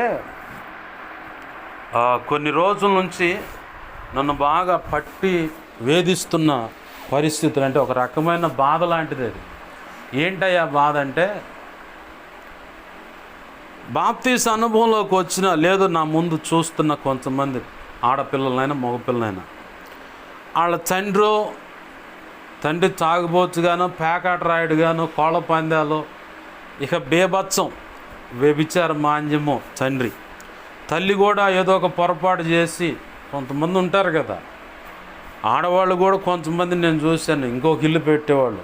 ఇలాంటి బ్రతుకులు ఉన్నటువంటి పరిస్థితులు, లేదు తొందరపడి అప్పులు చేయటము, ఈ పరిస్థితులన్నీ చూసినప్పుడు ఆ కుటుంబం చాలా అతలాకుతలం అయిపోతూ ఉంటుంది, వేదన పరిస్థితి అయి ఉంటుంది. ఈ సంగతులన్నీ చూస్తున్న ఈ వ్యక్తుల్లో నేను అలాగుండకూడదు, నా జీవితం విప్లవాత్మకమైన మార్పుగా నేను చూపించాలి, నేను అలా ఉండకూడదు, నా తండ్రి చేసినటువంటి పొరపాట్లో నా బ్రతుకు ఉండకూడదు, ఆ పేకాట కానీ, ఆ తాగుడు కానీ, ఆ పాపం కానీ నా జీవితంలో ఉండకూడదు. ఇదిగో నా తల్లి చేసినట్టుగా ఇటువంటి ఆ పాప సంబంధమైన పరిస్థితుల్లో నేను ఉండకూడదు. నా బ్రతుకు ఒక విప్లవాత్మకంగా అనేకులకు ఆశీర్వాదకరంగాను ప్రభు నిర్ణయించినటువంటి శాశ్వతమైన ఆశీర్వాదం అది నేను పొందుకోవాలి. దానికి తగ్గట్టుగా నేను ప్రభు పాదాలు పట్టుకొని ప్రార్థన చేయాలి. ఇటువంటి చెగు రాదేంటి వీళ్ళల్లో అని చాలా బాధపడ్డాను. ఇప్పటికీ కూడా 2 రోజుల నుంచి అదే తొలుస్తూ ఉంది నా మనసు. ఎందుకు ఈ మాట అంటున్నంటే, ఎవరినన్నా గదిలిచ్చామనుకో, ఏందమ్మా ఏంది అసలు పరిస్థితులు ఏంటంటే, ఏందోలేయా ఈ బతుకులకి హించే, మా అయ్య అట్ట పోయాడు, ఆయన తర్వాత నేను కూడా అట్టనే పోవాలి, చేసేదేమో. ఏం మార్పు రాదా? మార్పు యాడ్ నుంచి వస్తుంది, ఇంకొకటి ఎక్కడి నుంచో రాదు. మార్పు అనేది ఇంకెక్కడి నుంచో రాదు. గాంధీ గారు అన్నాడు, మార్పు కావాలనుకుంటే అదేదో నీ కాడి నుంచో మొదలుపెట్టబ్బా. అదే మాట రాసి ఉంటుంది ఆ గాంధీ బొమ్మ మీద, ఆ గాంధీ బొమ్మ కాడ. మార్పు నువ్వు కోరుకుంటున్నావు కదా, సమాజంలో వ్యక్తులైనా కుటుంబంలో కోరుకుంటున్నావు కదా, ఆ మార్పు ఏదో నీలో నుంచి మొదలుపెట్టు. నువ్వే ఒక రోల్ మోడల్. నా దగ్గర నా చుట్టూ ఉన్న వాళ్ళకి కూడా చెప్తాను, నాకు నడవని పరిస్థితి అయినా, ఎంత అంటే కటాబిట్ట అనే పరిస్థితి ప్రస్తుతం. మీకు ఇంకా అర్థం కావాలంటే చెప్పే మాట ఏంటంటే, ఒక 1/2 కేజీ బియ్యం తెచ్చుకుంటాం, మా అమ్మ నేనే కాబట్టి 1/2 కేజీ బియ్యం తెచ్చుకుంటాం. ఈ పూట 1/2 కేజీగా వండుకుంటాం, రేపొద్దునకి 1/2 కేజీ, నైట్ పూట 1/2 కేజీ బియ్యం తీసుకొస్తాం, 1/2 కేజీ ఈ పూట వండుకొని తింటాం, తెల్లారి 1/2 కేజీ వండుకొని తింటాం. ఇట్లా ఇప్పుడు ప్రస్తుతం బండి నడుస్తూ ఉంది. ఇలాంటి పరిస్థితుల్లోనే వేరొక అన్న వచ్చిండు, ఇట్లా బాగా ఇబ్బందిగా ఉంటుంది భార్య పిల్లలని చూశాను. నేను ట్రై చేసిన కాడ ఎక్కడ దొరకలా. అనుకోకుండా ప్రభు సహాయం చేశాడు. వెంటనే ఆ పిల్లగాడిని పిలిచి రైస్ ఇచ్చి పంపించాను. పాస్టర్ గారు మీకు అండు, నా సంగతి దేవుడు చూస్తాడులే. నేను ఎందుకు ఆ పని చేశానంటే, నేను ఒక మాదిరి చూపించాలి. షాలేం రాజు గారు ఒక మాదిరి చూపించాడు కాబట్టి ఆయన వెనకాల పడి ఇవాళ ఎంతోమంది భక్తి సాధన చేస్తూ ఉన్నారు. దేవుడే మొదటిగా, కానీ మోడల్ చూపించాలిగా, రోల్ మోడల్ చూపించాలిగా. ఆ రోల్ మోడల్ ఇవాళ ప్రతి ఒక్కరూ మండటానికి కారణం ఏంటంటే, ఆ వ్యక్తి తను ట్యూన్ చేసుకొని తనే ఒక మోడల్గా కనపడుతున్నాడు. ఆ కారణాన్ని బట్టి ప్రతి ఒక్కరూ ఆ జీలు వారిలోకి రావటము, వారు కూడా అదే క్రమంలో భక్తి సాధన చేయటం, ఏకాంత ప్రార్థన కానీ, ఒక వ్యక్తితో మాట్లాడటం కానీ, సహాయం చేసే విషయంలో కానీ అన్నీ అలాగ ఒక మోడల్ అన్నమాట. ఎందుకు ఈ మాటలు పరిచయం చేస్తూ ఉన్నాడంటే, దేవుడు అబ్రహాము తను అనుకున్నటువంటి పద్ధతుల నుంచి బయటకు వచ్చాడు. బయటకు రావటమే కాదు, తను దేవుడు చెప్పినట్టు బ్రతకటం మొదలుపెట్టాడు. ఆమేన్, హల్లెలూయా. మనం ఈరోజు ఆ పాఠం నేర్చుకోవాలి. మనం దేవుడు చెప్పినట్లుగా మన బ్రతుకును కనుక కట్టుకోగలిగితే, దేవుడు నిర్ణయించిన రీతిగా మనం అడుగులు వేయగలిగితే, అసలు నీకు నిర్ణయించిన శాశ్వతమైన ఆశీర్వాదం దుష్టుడు దొంగిలించటం అనేది అంటే వాడి వల్ల కాదనమాట. మనం ఏం చేస్తామంటే, ఆ వ్యక్తినో ఈ వ్యక్తినో ఏదో ఒక వ్యక్తిని అడ్డుగా చూపించుకుంటా ఏం చేస్తలేయా హించేనని చెప్పి అంటాం. దేవుడు అలా అంటానికి ఒప్పుకోవట్లా. నిన్ను మా పెద్దోళ్ళు నడిచారు, అదే పద్ధతిలో నేను బ్రతుకుతాను, నా బ్రతుకు మా ఓడు మా తర్వాత మా భావితరాలు కూడా హించేలాయా అని అనుకోవటానిగా దేవుడు నిన్ను పిలుచుకుంది. అందుకు కాదు, నువ్వు ఒక్కదాని విధేయత చూపిస్తే భూమి అంతమయ్యే సమయం వరకు నీ వంశాన్ని, నీ కుటుంబాన్ని, నీ వారిని ఆశీర్వదించి తలగా నిలబెట్టాలని ప్రభు ఆశిస్తూ ఉన్నాడు. ఆమేన్, హల్లెలూయా. ఆ పరంపరలోనే అబ్రహామును పిలుచుకున్నాడు, ఆ పరంపరలోనే నిన్ను కూడా పిలుచుకున్నాడు. ఈ మాటలు వింటున్న నీతో కూడా దేవుడు మాట్లాడుతున్న సంగతి అది. అయ్యా నాకు పెండ్లి కాలేదు కదా, మరి నా పరిస్థితి ఎలా అంటే, ఎవరు చెప్పారు కాదని? దేవుడే అని చెప్పాడు నీకు పెండ్లి కాదని చెప్పని? దేవుడేమన్నా ఇంకెవరైనా నిన్నేమన్నా శపించారా? అమ్మ వదిలేయండి. మిమ్మల్ని ఎవరైనా శపించారా? ఇట కాదు, ఇట ఇది అని చెప్పని? అసలు మనం నిర్ణయించడానికి లేదు, మన మనసులో నిర్ణయించుకోవడానికి కూడా అవకాశం లేదు. పెళ్లి కాలేదయ్యా, నాకెట్టిస్తాడు ఆ శాశ్వతమైన ఆశీర్వాదం అంటే, ఆయన ఇస్తాడు కాబట్టి ఈ మాట చెబుతున్నాడు. నీకు పెండ్లి అయింది కాబట్టి, సంతానం ఉంటుంది కాబట్టి, నీ వంశాంకురం ఉంటుంది కాబట్టి నీతో కూడా దేవుడు మాట్లాడుతుంది. అయ్యా నా జీవితం ఇలా అయిపోయింది, అయ్యా నా పరిస్థితి ఏంటంటే బాగు చేస్తాను అంటున్నాడు కాబట్టి నీకు ఈ మాట చెబుతున్నాడు నీతో. బాగు చేస్తాను నేను. నాకు చేతగాంది ఏదైనా ఉంటే నువ్వు దిగులు పడాలా కూర్చొని. చేతగాంది ఏదైనా ఉంటే నువ్వు దిగులు పడాలి. అమ్మో నా పరిస్థితి ఏంది, నా బిడ్డ పరిస్థితి ఏంది, నా మనో సంతానం పరిస్థితి ఏందో, ఏమైపోతుందో, బిడ్డలు అనవసరంగా వాడికి ఇచ్చి చేసామని చెప్పని చాలామంది బాధపడుతూ ఉంటారు. నీ జీవితంలో ఎదురైన ప్రతి అనుభవం కూడా అనేక జీవితాలు కడతానికి ఉపయోగపడుతుంది. అది బాగా గుర్తుపెట్టుకోవాలి. అనేక జీవితాలని కడతానికి ఉపయోగపడుతుంది ఒక కోణం. రెండవ కోణం ఏంటంటే ఆ వ్యక్తితో కలిసి నడిచినప్పుడు ఎదురైన అనుభవాలను బట్టి నిన్ను నువ్వు ప్రొటెక్షన్ చేసుకుంటా. ఒకవేళ ప్రభు చిత్తంలో ఇంకొక వ్యక్తితో నీ చెయ్యి కలిపి ఉంటే ఖచ్చితంగా కలుపుతాడు నా ప్రభు. ఆ చెయ్యి కలిపినప్పుడు ఆ వ్యక్తితో ప్రభు కృపను బట్టి, ఆయన ఇచ్చే ఆలోచనలను బట్టి కలిసి నడవటం, దాంపత్య జీవితంలో కూడా మెలకువలు కలిగి ముందుకు అడుగులు వేయటం, అలాగనే ఆశీర్వాదకరంగా తొందరపాటు నిర్ణయాలు ఉంటాయి. ఎందుకంటే కొంతమందికి బ్రెయిన్ మెచ్యూర్ కాదు. ఆ మెచ్యూర్ కాని పరిస్థితిని బట్టి మన ఆలోచన ఒక రకంగా ఉంటుంది, అవతల ఆలోచన ఒక రకంగా ఉంటుంది. ఈ రెండు కలవన్నప్పుడు ఈ ఎడపట్టది బాపట్టది అనే దాన్ని కట్టి లాగి తోలితేనే పంట భూమి అయినా చక్కగా దున్నగలుగుతాయి, బండినైనా చక్కగా లాగగలుగుతాయి. రెండు ఎడపటి అయినాయి అనుకో, ఇటు గుంజుతుంది అటు గుంజుతుంది, చివరికి కాడిరగొట్టి ఏందో నాకు ఎందుకు ఇట్టయింది అని చెప్పాను. భార్యాభర్తల దాంపత్య జీవితం ఏంటంటే ఒకరినొకరు అర్థం చేసుకుంటా, ఒకరినొకరు ప్రభు కృపలో ఆ లేఖన కాంతిలో అర్థం చేసుకుంటా, ప్రేమను పంచుకుంటా ముందుకు అడుగులు వేయటమే. అది అర్థం కానప్పుడు ఏమైందంటే ఇక అంతా అలజడే, అంతా గందరగోళమే. నా ప్రభు ఈరోజు నీతో మాట్లాడుతుంది ఏంటంటే, నేను నీ వంశాంకురం శాశ్వత కాలం ఉంచాలని ఆశపడుతున్నాను. భూమి అంతమయ్యే సమయం వరకు నీకు శాశ్వతమైన ఆశీర్వాదం. అది అబ్రహాముకు శాశ్వతమైన ఆశీర్వాదం ఇచ్చింది.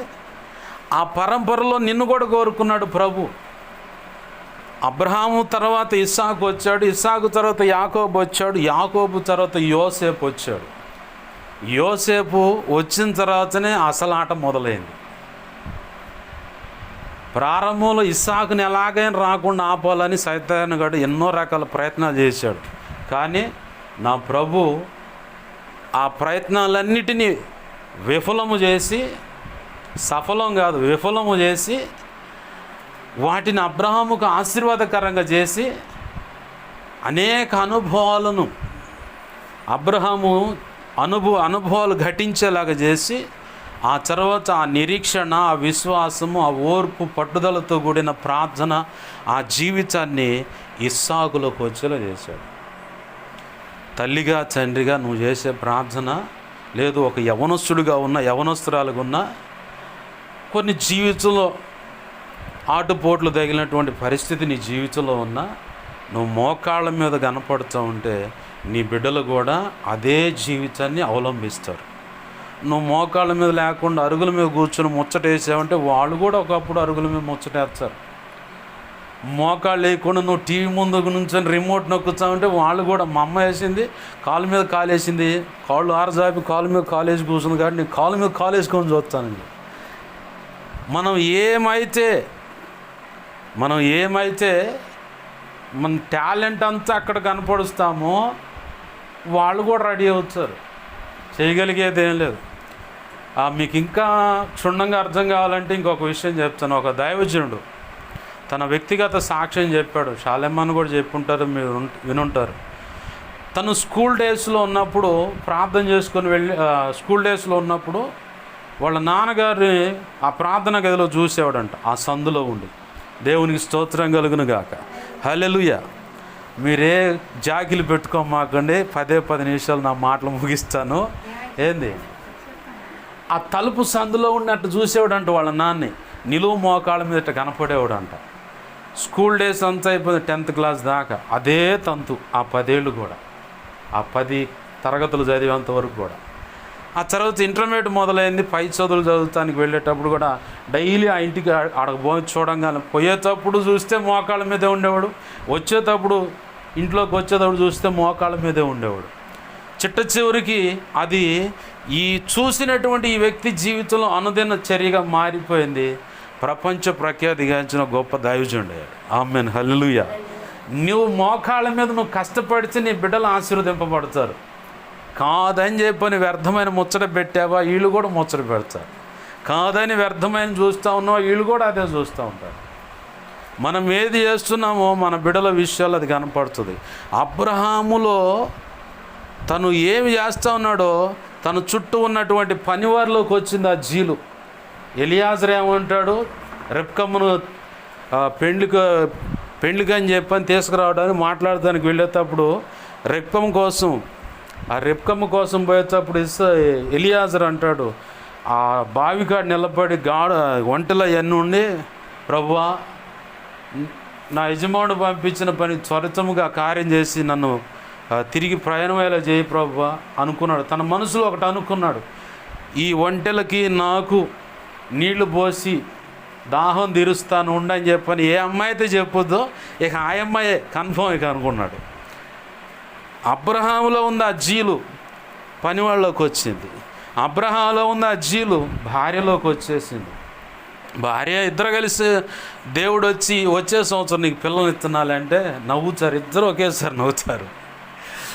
ఒక క్రమానికి ఒక టయానికి వచ్చేసరికి వాళ్ళిద్దరిలో నవ్వే విధానం కావచ్చు, భక్తి సాధన కావచ్చు, ఒక లెవెల్కి వచ్చేసింది. అది ఆ తర్వాత ఇస్సాకులోకి వచ్చేది, ఆ తర్వాత యాకోబులోకి వచ్చింది. ఏశావులో కనపడదు పెద్దగా. కాకపోతే అతని గురించి తప్పుడు సాక్ష్యము ఇక తన బ్రతుకును బట్టి పరిశుద్ధ గ్రంథము పౌలు భక్తుడు కూడా అదే వేశ్యను భ్రష్టుడును వేశ్య అయిన వ్యభిచారి అయినటువంటి ఏశావు మీ మధ్యలో ఉంటాడేమో, జాగ్రత్తగా ఉన్నాను అంటే అతనికి అట్లాంటి బిరుదు వచ్చేసింది. తన దేవుడు నిర్ణయించినటువంటి జ్యేష్ఠత్వం నుంచి తృణీకరించుకోవటానికి. కానీ యాకోబు మాత్రం దేవుడు నిర్ణయించిన ఆశీర్వాదాన్ని ఎలా అయినా పొందుకోవాలని ప్రయత్నం చేశాడు. ఆ పరంపరలో ప్రభు కృపను బట్టి దేవుడు ముందుగానే వాళ్ళు జన్మించక మునిపే యాకోబు నేను కోరుకున్న చిన్నవాడిని అన్నాడు. అట్లానే యాకోబు ద్వారా 12 మంది ఇజ్రాయేలీ యొక్క 12 గోత్ర కర్తలు బయటికి రావాలన్నది దేవుని అనాది సంకల్పం. మనం అనుకోవచ్చు, ప్రభు ఈరోజు నాకు ఆశీర్వాదం ఇచ్చాడు, మరి ఆశీర్వాదం ఎప్పుడు చూస్తాను, ఏం చేస్తానని. అబ్రహాంకి ఇచ్చాడు, విశ్వాసాన్ని బట్టి పునాదులు గల ఆ పట్టణాన్ని చూశాడు. ఆ పట్టణంలో ప్రభు నిర్ణయించినటువంటి శాశ్వతమైన ఆశీర్వాదాన్ని ముందుగానే విశ్వాసాన్ని బట్టి చూశాడు. నిరీక్షణ కలిగి దేవుని పాదాలు పట్టుకుని భక్తి చేశాడు. ఆయనకేం ఊరకపోయిందా? ప్రకటన గ్రంథంలో సాక్ష్యం ఎట్లా 12 గుమ్మాలు ఉన్నాయి. 12 గుమ్మాల యొక్క పేర్లేంటి? యాకోబు సంతానం పేర్లేగా. పునాదులు 12 మంది అపోస్తులు పునాదులుగా ఉన్నారుగా. ఈ అపోస్తుల మీద వాళ్ళు ఉన్నారు. ఈ మిగతా సంతానం అంతా సజీవరాళ్ళగా పేర్చబడ్డారు. మరి అది ముందుగానే హెబ్రీ పత్రిక సాక్ష్యం ఇస్తూ ఉంది. పునాదులుగా ఆ పట్టణాన్ని ముందుగానే చూశాడని. ఆ పట్టణం కోసమే ఆతృత పడ్డాడు, ఆ పట్టణం కోసమే తను బ్రతికాడు. ఆ పట్టణం ఉందని చెప్పనే ఇక్కడ గుడారవాసి అయ్యాడని. మనం ఏదో ఒక రోజున ఖచ్చితంగా ఈ ఇల్లుని, అంటే దేహం అని ఇల్లైనా ఈ మనం కట్టుకున్న ప్రేమగా మా తర్వాత పిల్లలకు ఉంటుందయ్యా అని చెప్పని కష్టపడి కట్టుకునే అయినా వదిలేసి వెళ్ళిపోవాల్సిందే. అబ్రహాం చేసాడంటే ఇట్లాంటి కట్టుబడులు లేకుండా గుడారం వేసుకోండు. అంటే మమ్మల్ని ఇవన్నీ బీకేయమంటావు పాస్ గారు అంటే కాదు కానీ వీటి మీద మనసు ఎక్కువ పెట్టుకోకుండా ఇది ఎప్పటికైనా వదిలేసి వెళ్ళిపోయేదే. అది బంగారమైన, ధనమైన, ఆస్తులైన, స్థిరాస్తులు అంటే వాహనాలైనా, పొలమైనా ఏదైనా వదిలేసి వెళ్ళిపోయేదే. కానీ వీటన్నిటి మీద కంటే ఎక్కువగా దేవుడు నిర్ణయించిన ఆ ఆశీర్వాదం మీద, ఆయన ఇచ్చిన మాట మీద నీవు మక్కువ పెట్టాలి, ఆశ కలిగి ఉండాలి. అప్పుడు ఇంకా ప్రభు సంతోషిస్తాడు. అలాగే అబ్రహాం మక్కువ కలిగి, సంతోషం కలిగి దేవుడు చెప్పినట్టు అడుగులు వేశాడు. కాబట్టే యాకోబు తర్వాత 12 మంది గోత్రకర్తలు వచ్చారు. వాళ్ళందరినీ కూడా ఒకానొక సమయంలో ఆ చుట్టూ ఉన్న ఆ కరువు నుంచి బయటేయటానికి యోసేపుని ఎంచుకున్నాడు. ఆమేన్, హల్లెలూయా. ఇప్పుడు అసలు ప్రసంగం మొదలైంది. ఇప్పుడు అంత వేసిందంత ఉపద్ఘాతం. ఓ అమ్మ నువ్వు వదిలిపెట్టేటట్టు లేవుగా పాస్ గారు అనుకోమాకండి. 2 మాటల్లో తేల్చేస్తాను. ప్రభు కృపను బట్టేది ఆయన అనుమతిస్తే యోసేపు పుట్టిన తర్వాత అసలు ఆట మొదలైంది. ఏంటయ్యా ఆట అంటే, చిన్ననాటి నుంచే చక్కగా ఎదుగుతూ ఉంటే, తండ్రి ఏమో మంచి వస్త్రాలు కుట్టిస్తూ ఉంటే అన్నలంతా యోసేపు మీద అక్కసుతో ఉన్నారు, అంటే కోపంగా. కారణం ఏంటంటే వీడన్నీ తీసుకుపోయి వాళ్ళ అయ్యా వాళ్ళ అమ్మోళ్ళు చెబుతుంది సమాచారాలు. మన చిన్నతనం మన పిల్లలు కూడా, అరే వీడు ఇలాగర్రు, నాకు అదే పేరు పెట్టారు. మా నాన్న మా బాబాయిలు ఏదైనా చేస్తూ ఉంటే బరబరా అవన్నీ తీసుకుపోయి మా తాతయ్య చెప్పేవాడు అంట, అరే విలేకరు ఉండే జాగ్రత్త మీరు ఇప్పుడు అనేవాడు. అట్లనే మన పిల్లలు కూడా మనం ఏదైనా చేస్తూ ఉంటే, అయితే ఇంట్లో పెద్ద ఆయన కన్నా చదువుతారు, ఇంటి ఆయన కన్నా చదువుతారు. పాస్ గారు వస్తే పాస్ గారండి, ఇక తెలుసా మా అమ్మ మొన్న ఇదిగో ఆ రేకులు ఈ రేకులు టీవీ పెట్టుకొని చూస్తుందండి అని చెప్పని ఎట్ట పట్టించారనమాట. అదే పరంపర యోసేపు కూడా వాళ్ళ అన్నలను పట్టించాడు. అదొక్కటే కాకుండా వాళ్ళ నాన్న చాలా అల్లలార ముద్దుగా పెంచుకుంటాం, మంచి మంచి కలర్ఫుల్ వస్త్రాలు ఆయనకు మాత్రమే కుట్టించండు. అది నచ్చట్లా. ఏందిరా వాడికి మనకు ప్రత్యేకత అనుకుంటున్నారు ఈ అన్నలంతా. ఒకరోజు సమయం వచ్చింది, దుష్టుడు వేసినటువంటి ఎత్తుగడ అనమాట. అన్నంలోనే నిర్హేతుకమైనటువంటి ద్వేషాన్ని పెంచాడు. పెంచటమే కాకుండా అది క్రియల్లోకి వచ్చేలాగా చేశాడు. సైతాను కూడా ఈరోజు అనేక కోణాల్లో అనేక రీతులుగా నిన్ను గాయపరచడానికి, నష్టపరచడానికి, సాక్ష్యము కోల్పోయేలా చేయడానికి, పరిశుద్ధత పాడేలా చేయడానికి, కుటుంబమే లేకుండా చేయడానికి, అసలు భవిష్యత్తే లేకుండా చేయడానికి, అసలు ఇంకెందుకు ఈ జీవితము చచ్చిపోతే బాగుండని విరక్తి పుట్టించి బలత్మరణానికి ఆడకు కూడా తీసుకుపోతాం. ఆడకు పోయి చివరంచుల్లోకి పోయి బయటకు వచ్చావా ధన్యుడివే, ధన్యురాలివే. లేదు అంతే పోయావు అనుకో, ప్రభు యొక్క అనాది సంకల్పంలో నిర్ణయించినటువంటి ఆ శాశ్వతమైన ఆశీర్వాదం నువ్వు పొందుకోలేవు. దాన్ని ఎలాగైనా నువ్వు పొందుకోకుండా చెడగొడతామే సైతాన్ గాడు యొక్క కుయుక్తి అనమాట, వాడి ఎత్తుగడ, వాడి ప్రయత్నం. మన జీవితాల్లో ఏ విషయమైనా చూడు, బాగా గుర్తుపెట్టుకో, దేవుడు నిన్ను ఆశీర్వదించడానికి, దేవుడు అనుకున్న పని నీ ద్వారా జరిగించాలనుకున్నప్పుడు, ఆయన అనుకున్న ఆధ్యాత్మిక పరిపక్వత నీలోకి వచ్చింది అనుకున్నప్పుడు, డైరెక్ట్గా సైతాన్ గాడు వచ్చి నీ పక్కన నిలబడి నీకు జీవితమే లేకుండా, భవిష్యత్తే లేకుండా, వాడికి చేతనైనంత వరకు నిన్ను నష్టపరచడానికి చూస్తాడు. ఆ నష్టాన్ని బట్టి నువ్వు గనక వాడి చెప్పే ఆలోచనలకు చిక్కావంటే మాత్రం నిన్ను ఫుట్బాల్ ఆడుకుంటాడు వాడు చెప్పిన ఆలోచనకు నువ్వు చిక్కావా, నిన్ను ఫుట్బాల్ ఆడుతాడు వాడిక. ఫుట్బాల్ ఆడుతున్న మామూలుగా ఆడ్డనమాట. అయితే మరి నేనేం చేయాలి పాస్టర్ గారు అంటే, అప్పుడు నువ్వు చేయాల్సిన పని ఒకటే, ప్రభు పాదాలు పట్టుకొని, ప్రభు ఈ నా దగ్గర నుంచి తరిమి, ఆమేన్ హల్లెలూయా, ఏమనాలా, వీడి నా దగ్గర నుంచి తరిమి, నీ అనాది సంకల్పంలో నువ్వు నిర్ణయించినటువంటి ఆశీర్వాదం, నువ్వు అనుకున్నటువంటి ఆ పని, నువ్వేమైతే నన్ను నా ద్వారా ఇలా పనులు చేయించుకోవాలనుకున్నావో అవేవి జరగకుండా నువ్వు ఆశించిన పరిపక్వతలోకి నేను వచ్చాను. ఇంక 2 నిమిషాల్లో, అంటే 2-3 రోజుల్లో ఇంకా పూర్తిగా వస్తావు నువ్వు కాదు. ఈ లోపల వాడు వచ్చి కొడతాడు నేను. అది ఏ టైప్లో కొడతాడో తెలియదు. అందుకే పౌలు భక్తుడు మీరు మెలకువగలిగి, యేసయ్య కూడా చెప్పాడు, మీరు మెలకువగలిగి శోధనలో ప్రవేశించకుండా ప్రార్థన చేయండి. మనం ఏం చేస్తామంటే, పగలంతా ఏదో చాకరీ పెట్టుకుంటాం, పనికి పోయి రావటం, ఇంట్లో పని ఏదో చేసుకుంటాం. వాటన్నిటి విషయంలో చాలా ఇంట్రెస్ట్ ఉంటుంది, కానీ దేవుని సన్నిధిలోకి వచ్చి మనం చేయవలసిన ఉదయ సాయంకాలం ప్రార్థనల విషయంలో చాలా నీరు గారిపోతాం. ఆ నీరు గారిపోవటమే, ఇలాగా విస్తారమైన పనులు పెట్టడమే సైతాను గడి పని. అది నువ్వు మెలకువగలిగి తెలుసుకున్నట్లయితే ప్రభు కృపనిస్తాడు. ఎందుకంటే అది నాకు తెలుసుకోవటం కుదరట్లేదంటే కుదరదు. ఎందుకంటే మనం మానవ శరీరంలో, అంటే మట్టి దేహంలో ఉన్నాం. యేసు ప్రభు వారే అన్నాడు, ఇది అంధకార గడియను మీ గడియ ఉన్నది అన్నాడు.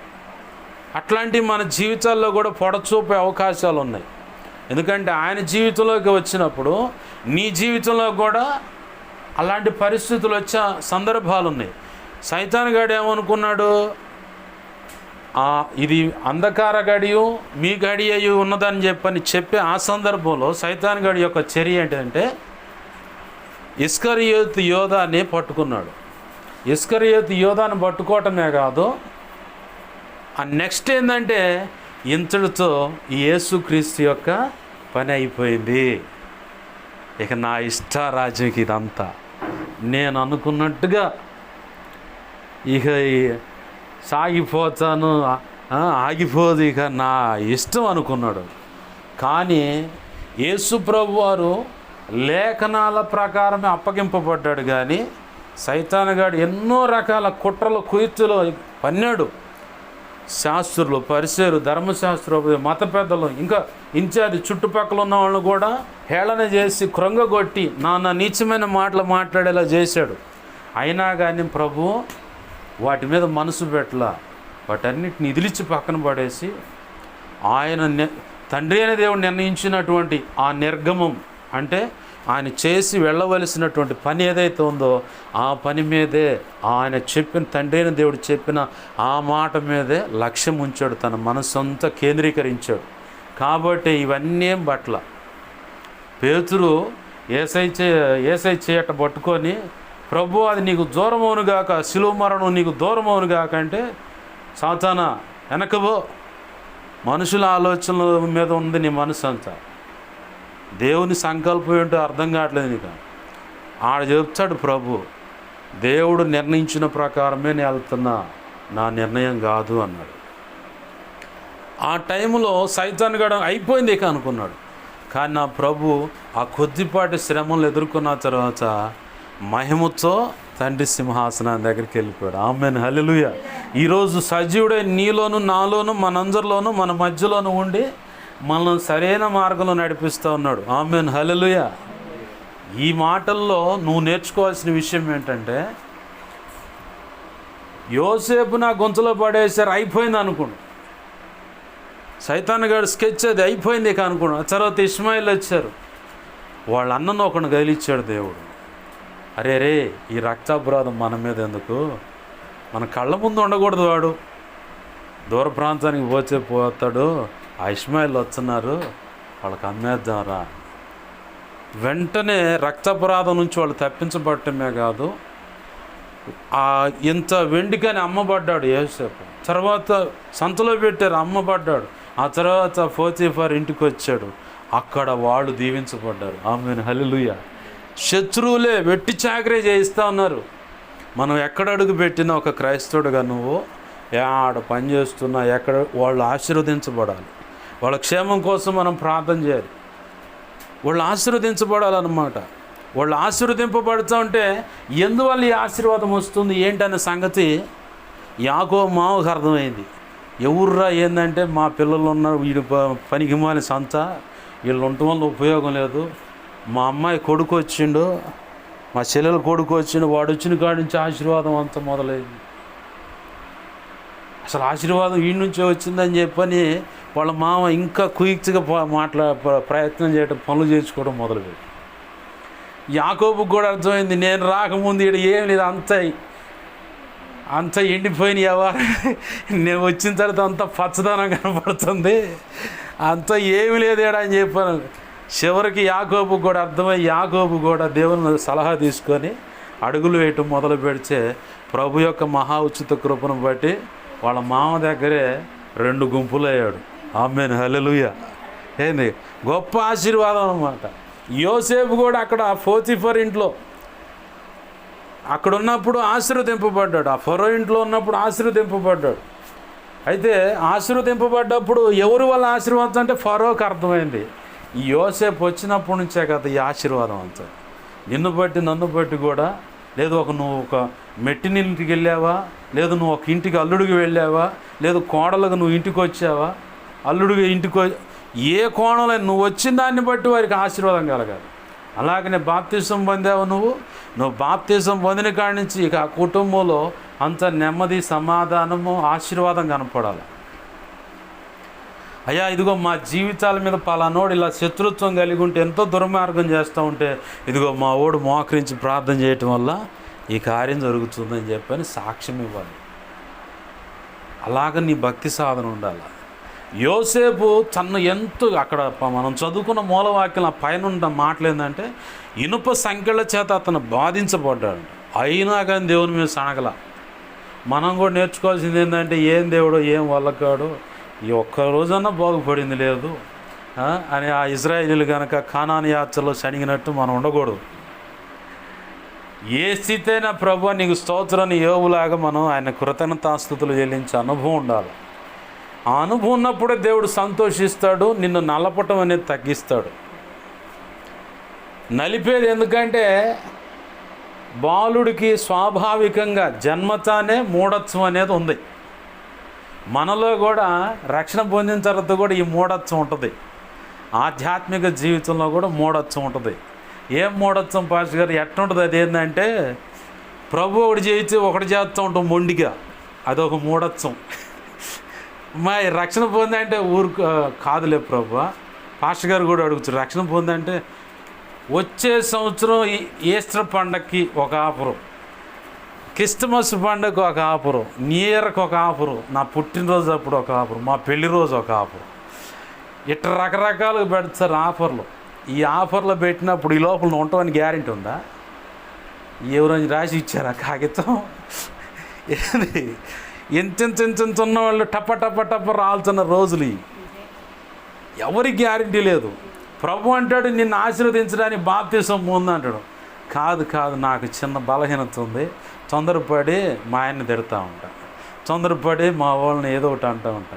ఈ నోరు జారి వ్యవహారం ఉంది కాబట్టి ఇది కంట్రోల్ అయిన తర్వాత ఎప్పటికైతే అది ప్రభు చిత్తమై పరదేశులమో ప్రియుల అని పాట పాడేదాకా ఆ టైం దాకా కూడా మారుతుంది. మరి ఎలా మారుద్ది అంటే ఆయనలోకి వచ్చి ఆయన భజనలు ఆడుకుంటా ఉంటే ప్రతి బలహీనత నుంచి బయటేస్తాడు. ఈ మూఢత్వం ఇంకో కోణం ఏంటంటే ప్రభు ఒకటి చూస్తుంటే ఇంకో దానికోసం మొండిగా ప్రార్థన చేస్తాం. నేను అనుకున్నది ఇప్పుడు ఖచ్చితంగా అవ్వాల్సింది ఎట్టయితే ఆయన నిర్ణయ కాలం జరగాల. ఆయన నిర్ణయ కాలం ఒకటి ఉంటుంది, దానికి జరగాలి. లేదనుకో అమ్మ ఫలానా వాళ్ళ మీద నువ్వు కోపం పెట్టుకున్నావుగా తీసే అంటాడు. చాలేమన్నా అన్నట్టు బాప్తిస్మాలు ఇచ్చేటప్పుడు పాస్టర్ గారు ఈ చెయ్యికి తర్వాత ఇద్దు కానీ వాళ్ళ గుద్ది ఆ తర్వాత బాప్తి ఎట్ట కుదిరిద్దామంటే అట్టయితే కుదరదులే బాప్తిస్మాలు.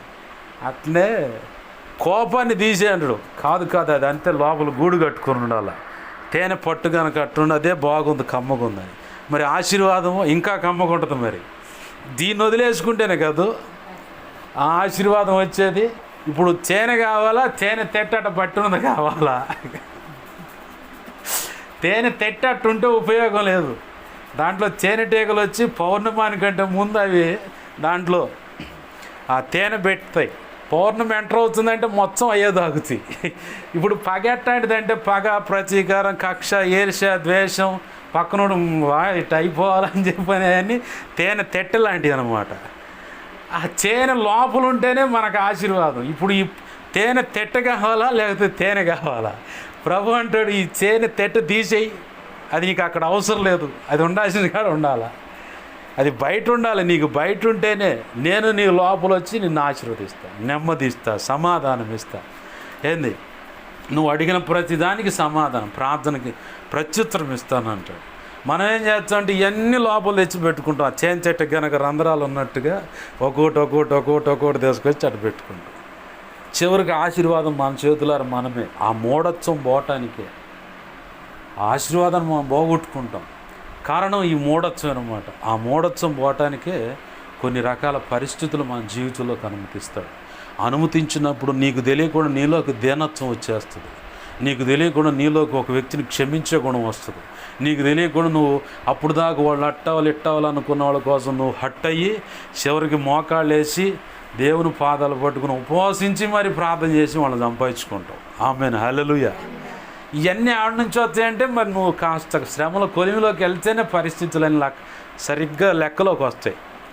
మనం ఏం చేస్తాం, ఈ పరిస్థితుల్లో మనం ఒకటి అనుకుంటున్నగా జరగట్లేదు కాబట్టి దేవుడు నన్ను వదిలేశాడు, దేవుడు నాకేం చేయట్లేదు, ఏందోలేని చెప్పి నీకు ఇట్లా పెడతాం చెయ్యి.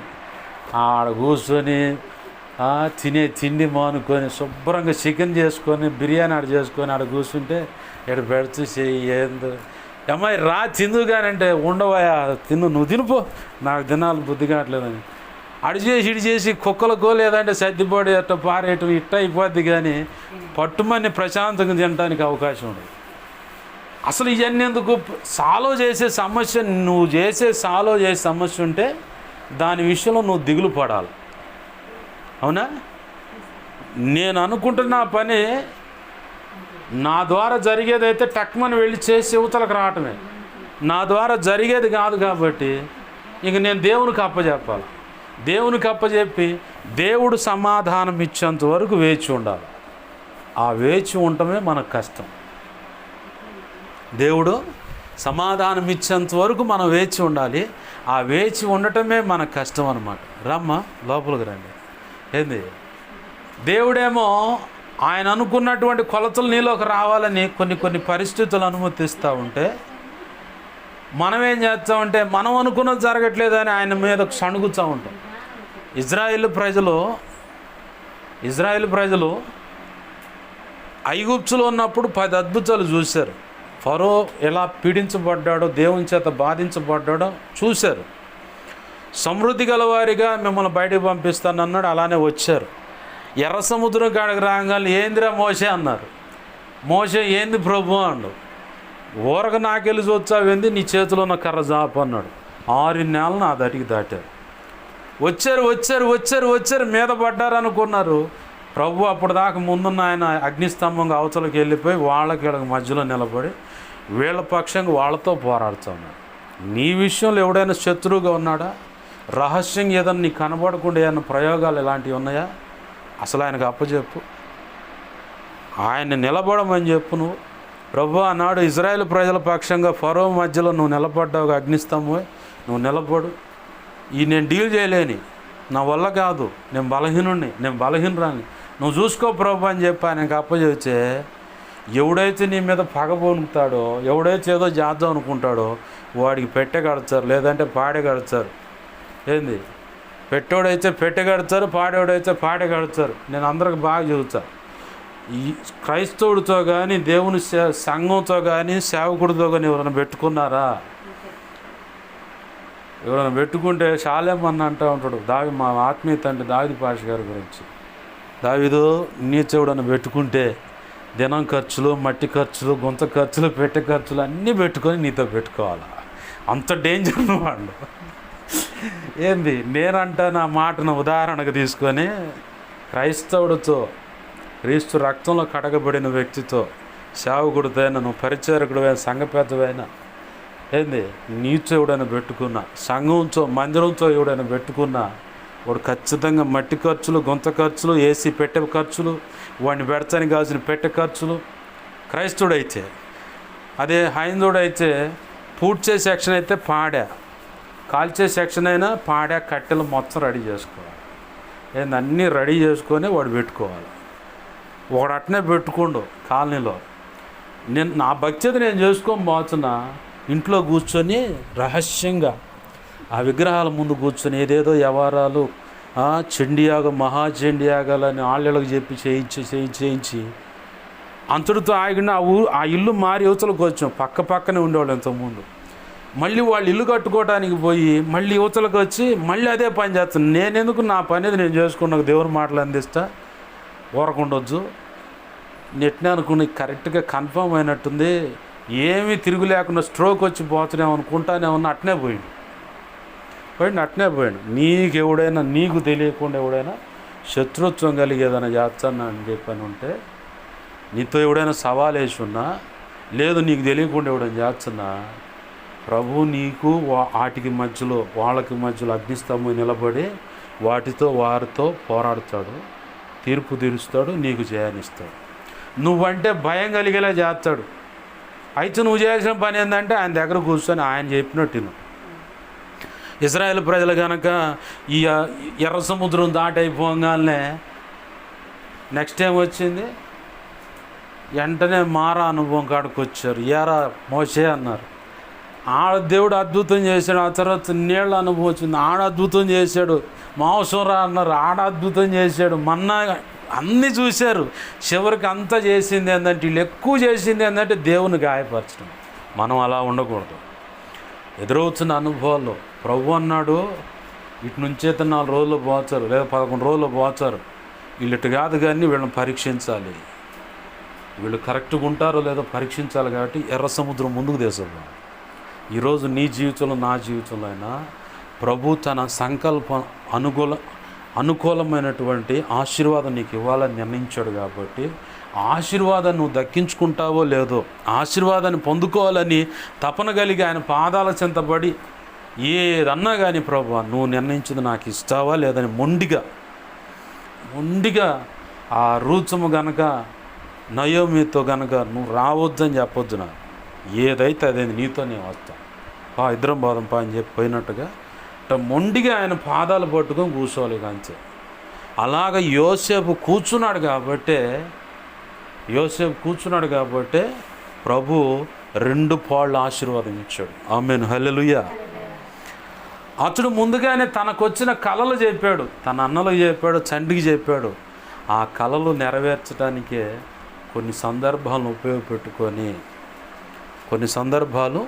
ఉపయోగపెట్టుకొని తన తండ్రి రాహేలు మీద ఉన్నటువంటి ప్రేమను బట్టి 14 సంవత్సరాలు ఓర్పుతో నిరీక్షణ కలిగి తన మామ ఇంటికాడ ఆ చాకిరి చేసుకుంటే భక్తి సాధన చేస్తానే ముందుకు అడుగులు వేశాడు. ఆ భక్తి జీలు పరంపర యోసేపులో కనపడదు. కాబట్టి 13 సంవత్సరాలు బాధించబడ్డా ఏదో ఒకనాడు ఖచ్చితంగా నా ప్రభు నన్ను కనికరిస్తాడు, కటాక్షిస్తాడు, ప్రభు నిర్ణయించినటువంటి అది నేను ఖచ్చితంగా చూస్తానని నిరీక్షించి ప్రభు పాదాలు పట్టుకున్నాడు. ఓ గడి వచ్చింది, యోసేపు చెప్పినట్టే వాళ్ళ అన్నలు వచ్చి ఆయన ముందు సాగిలు పడతాం చూశాడు. 1-2 సార్లు ఓర్చుకున్నాడు, అణుచుకున్నాడు, తాను పరిచయం చేసుకున్నాను. వీళ్ళు మర్చిపోయారు, వీళ్ళు యోసేపును మర్చిపోయారు. యోసేపు మాత్రం అన్నల మోకాలు మర్చిపోవాలి. 1-2 సార్లు అణుచుకున్న 3వసారి బోర్ నేడిచారు. అన్నలారా నేనేనయ్యా మీ తమ్ముడిని అని చెప్పాను. అక్కడ ఓ మాట ఉంటుంది, చాలా ఇష్టమైన మాట, నాకు ఇచ్చిన వాగ్దానం. అన్నలు అనుకుంటారు తండ్రి చనిపోయిన తర్వాత ఈడేదో ఒకటి చేస్తాడు మళ్ళీ అనుకుంటే, కాదు. మీరు కీడు కోసమే చేశారు కానీ అది నా ప్రభు మేలుకే మార్చాడు. ఇంతమందిని పోషించడానికి వారిలో మీరు కూడా పోషింపడటానికి దేవుడు మేలు చేశాడు. సురక్షితమైన ఈ ప్రాంతానికి రావడానికి అబ్రహాం ఆ రోజు చెప్పిన ఆ మాట నెరవేర్చబడటానికి ఇలా తీసుకొచ్చాడు. ప్రభు మన జీవితంలో ఒక్కొక్క శ్రమైన, వేదన, నింద, అవమానమైన ఆయన ప్రణాళికలో నిర్ణయించుకున్న ఆ దిశగానే తీసుకెళ్తాడు కానీ నీకు కీడు కలగటానికి తీసుకుపోడు. వెళుతున్న ప్రతి అనుభవంలో, ప్రతి పరిస్థితిలో ఒక శ్రేష్టమైన పాఠం నువ్వు నేర్చుకుంటావు. నా ప్రభు కృపను బట్టి నా జీవితంలో ఇప్పటి వరకు ఆయన అనుమతించిన అనుభవాల్లో నుంచి అనేకమైన పాటలు రాసుకోవడానికి ప్రభు కృపనిచ్చాడు. ఆ ప్రతి పాట ఒక అద్భుతమైన మాట. అలాంటి అనుభవాల్లోంచి ఒక పాట, నా స్థితి నా పరిస్థితి చూస్తున్నావు గయా, మార్పు కలుగక మార్గం తెలియక, మరణాపేక్ష అంటే చచ్చిపోవాలని ప్రేరేపించబడతా, కన్నీళ్ళే అన్నపానంలే, కలవరం బీచి నన్ను ఆవరించింది, చూస్తున్నావు కానీ ఒక పాట. ప్రభు చిత్తమైతే రేపు 15వ తారీఖు అది రిలీజ్ అవుతుంది. ఏంది ఈ పాట? కంజరం మీద ఆల్రెడీ యూట్యూబ్లో ఉంది. మన్నా మినిస్ట్రీస్ నర్సరావుపేట అఫీషియల్ అని కొడితే వచ్చేస్తుంది. ఆ ఛానల్లో ఇప్పుడు మీతో మాట్లాడుతున్న వర్తమానం కూడా దాంట్లోకి వస్తుంది. చక్కగా అందరూ ప్రభు కృపను బట్టి వింటూ ఉన్నారు. చాలా అద్భుతమైన పాటలు ఈ అనుభవాల నుంచి రాయిస్తూ ఉన్నారు. ఆ రాయించిన ప్రతి పాట చాలామందిని ఓదార్చింది, ఆదరించిన సందర్భాలు ఉన్నాయి. ఇప్పుడు అక్కడ నేను నలగకపోతే ఈ పరిమళ సువాసన బయటకు వస్తుందా? నన్ను నేను తగ్గించుకునే అనుభవం వస్తుంది మొదటిగా. అలాగనే ఏదో ఒక నాడు నా ప్రభు ఖచ్చితంగా నా బ్రతుకును ఉద్ధరిస్తాడు, కటాక్షిస్తాడు. ఆయన అనుకున్నటువంటి శాశ్వతమైన ఆశీర్వాదం నాకు ఇస్తాడు. ఎందుకంటే నేను ఎందుకు ఈ మాటలు మీ ముందు అంటున్నానంటే, ఈ శ్రమలైన వేదనలైన తాళుకొని ప్రభు కృపను బట్టి నిలబడటానికి అసలు కారణం ఏంటంటే, మా పెద్దలు చేసిన పొరపాటును బట్టి సొలొమోను జీవితాన్ని, దావీదు జీవితాన్ని చూశాను నేను. అబ్రహాం జీవితాన్ని చూశాను. అబ్రహాము దావీదు పొరపాట్లు ఉన్నాయి వాళ్ళు. ఆయనేమో చీకటి గాఢ నిద్రపోయాడు అబ్రహాము. దావీదేమో చిన్న పొరపాటు చేసి దేవుని దృష్టిలో గాయపరచబడు, దేవునే గాయపరిచిన సందర్భం. అయితే సరి చేసుకొని దేవుడు కోరుకున్నట్టుగా నిలబడ్డాడు. నిలబడితే ప్రభు శాశ్వతమైన ఆశీర్వాదం ఇచ్చాడు దావీదు కూడా. దావీదు తర్వాత సొలొమోనుకి ఇస్తే, సొలొమోను పండు వృద్ధాప్యమందు దేవునికి నచ్చనటువంటి పనులు, దేవునికి నచ్చనటువంటి పని ఏంటంటే అన్య స్త్రీలను పెండ్లాడి వాళ్ళు చెప్పిన దానికి తలొగ్గి ఆ దేవునికి నచ్చని పని చేస్తే సొలొమోను తర్వాత ఆశీర్వాదం లేదు. ఆశీర్వాదం లేదు, అంతటితో ఆగిపోయింది ఆశీర్వాదం. దేవుడు అప్పటి నుంచి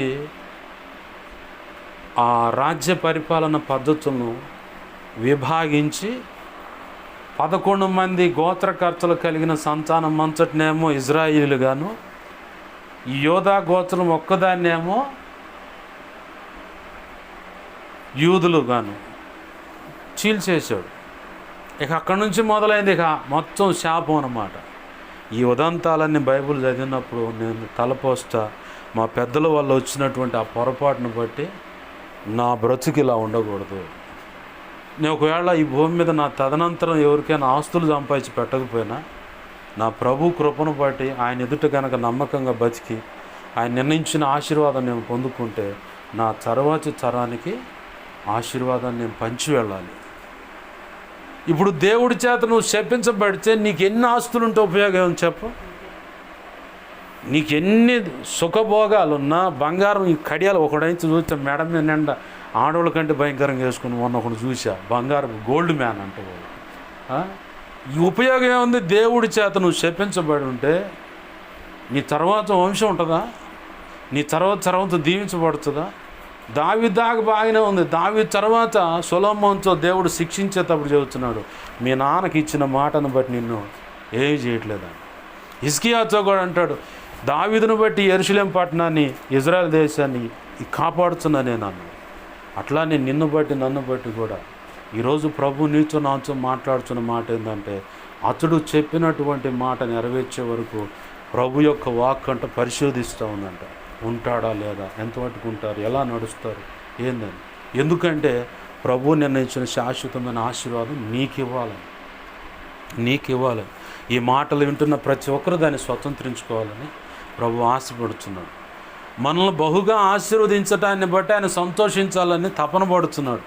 మనం ఏం చేస్తున్నామంటే, సైతానుగాడు శాపను పడతానికి కనుక మనం గాలం వేసినట్టుగా, ఎరేసినట్టుగా మనకి ఏదో ఒకటి ఎరేస్తాడు.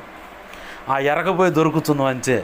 ఇక ఆడపడి గిలగిలగిలగా కొట్టుకుంటున్నాం, గాయాలు. ఎందుకు ఇలా చేస్తున్నాం ప్రభు అని మళ్ళీ దేవునికి ప్రశ్నలు. అవునా కాదా? ఏంది? మనల్ని నడిపిస్తున్న ప్రతి అనుభవంలో కూడా ఒక ఉన్నతమైన ఆశీర్వాదం ఉంటుంది. నువ్వు అర్థం చేసుకుంటే అక్కడ నువ్వు సంతోషిస్తావు. అర్థం కాలేదనుకో, ఏందోలే నా జీవితం అనుకుంటా. దేవుని పాదాలు పట్టుకుందాం. దేవుడు ప్రభు ఈరోజు నీతో మాట్లాడుతుంది. యోసేపులాగా అనేకులకు నిన్ను ఆశీర్వాదకరంగా చేయాలని, అనేకులను రక్షించి దేవుని కృపలో పరిపాలించాలని, అలాగనే శాశ్వతమైన ఆశీర్వాదం నీకు ఇవ్వాలని, 2 పాళ్ళ ఆశీర్వాదం నీకు ఇవ్వాలని ప్రభు తలంచాడు. అందుకే నిన్ను ప్రేమిస్తూ ఉన్నాడు. అందుకే నిన్ను వదిలిపెట్టుకుని నీ వెనకాల పడి తిరుగుతుండు. ఆశీర్వదించాలని. నువ్వు లోకలు ఎంతమంది లేరు, గనులు, జ్ఞానులు, గొప్పవాళ్ళు, నిన్నే ఎందుకు పిలుచుండు? మనం అనుకోవచ్చు, అయ్యా మా కులము, మా పరిస్థితి, మా కుటుంబం, మేం చెబితే ఎవరు మార్చారయ్యా అని. ఇప్పుడు పేతురుని ఏం చేశాడు? చేపలు పట్టేవాడిని తీసుకొచ్చి ఎవరికి చెప్పించండి వాక్యం? యూదులకు చెప్పించండి. దేవుడు చేసే పని విచిత్రం చూడండి. ధర్మశాస్త్ర కోవిదో పండితులైనటువంటి శాస్త్రులు, పరిసయ్యులు వీళ్ళంతా యూదుల్లోనే ఉన్నారు. ప్రవచనమైన ధర్మశాస్త్రమైన యూదులకి ఇవ్వబడింది.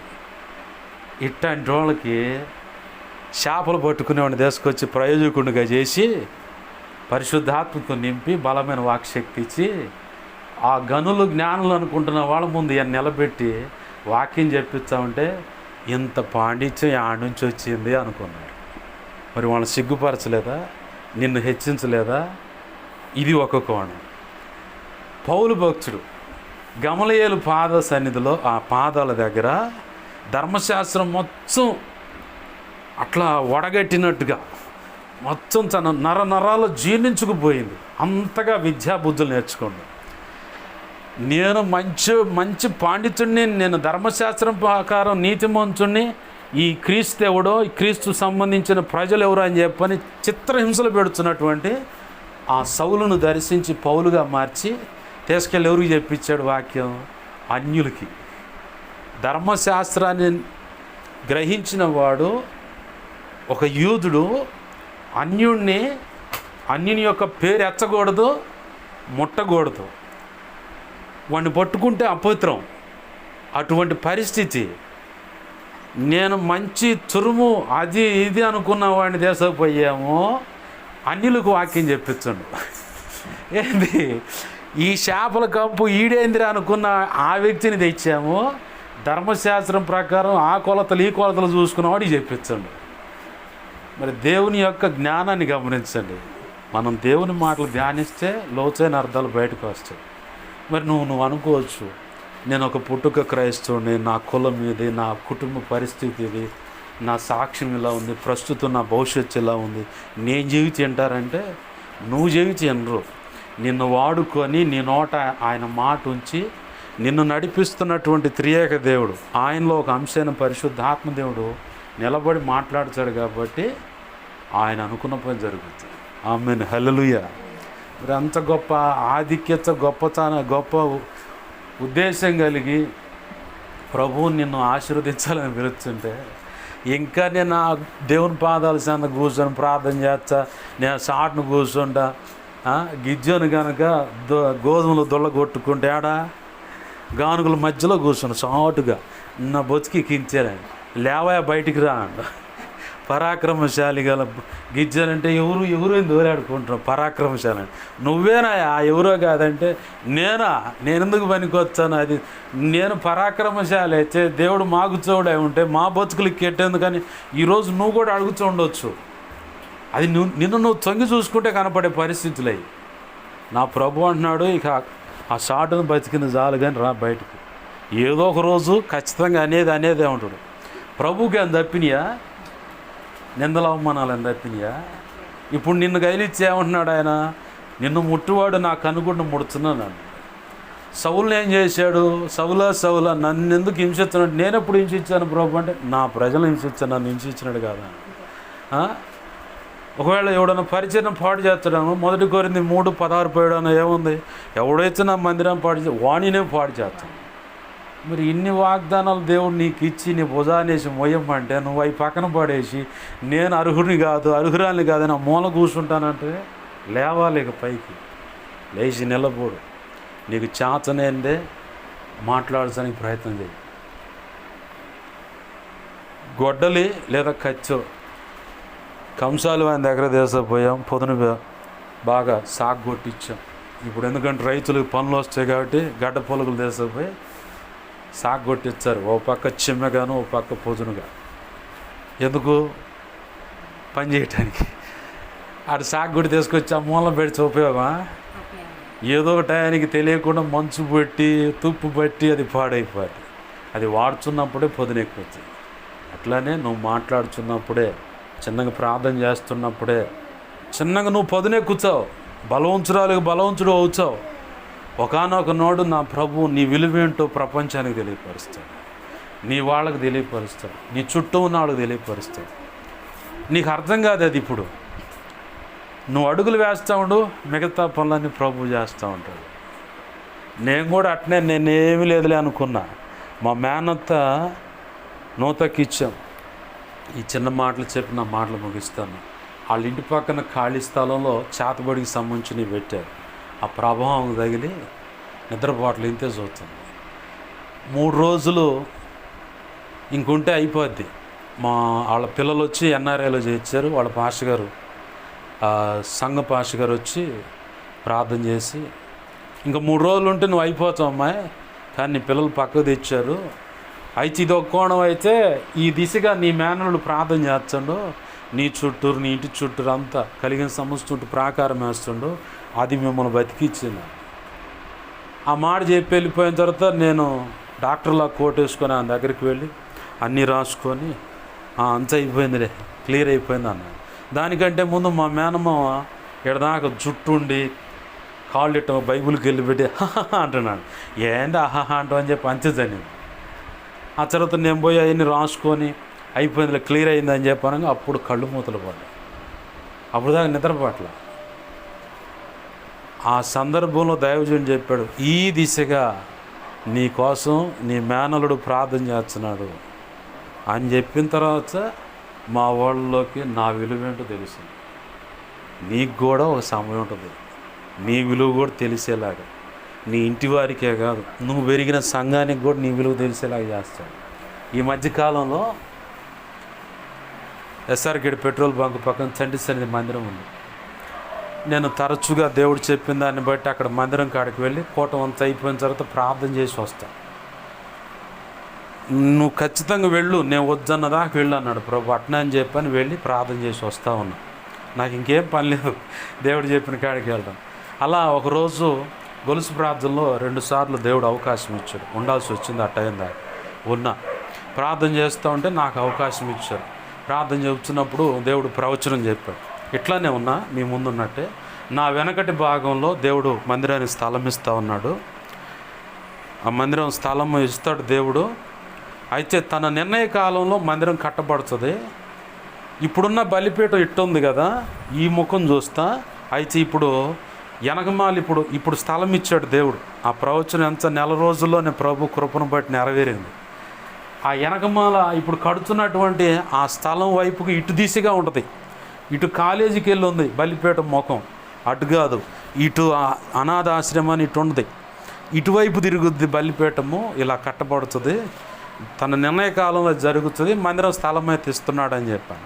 ప్రభు కృపను బట్టి మొన్న మధ్య ఎంతగో స్థలం కొన్నారు. ఇప్పుడు ఎవరన్నా వచ్చి విశ్రాంతి తీసుకోవడానికి అని చెప్పాను రూములు, 5 స్టార్లో సండే స్కూల్ అని, లేడీస్కి టాయిలెట్స్ అని చెప్పని ఇప్పుడు కడుతూ ఉన్నారు. అంతకుముందు ఎన్నో సందర్భాలు చెప్పినవి ఉన్నాయి. కానీ నా ప్రభు కృప ఒక సూచన చూపించి నా విలువేంటో అక్కడ చూపించాడు. అట్లానే నీకు కూడా నువ్వున్న సంఘంలో నీ విలువేంటో కూడా ఒకరోజు చూపిస్తాడు. నిరీక్షణ కలిగి ఓర్పుచు ఆయన పాదాలు పట్టుకో.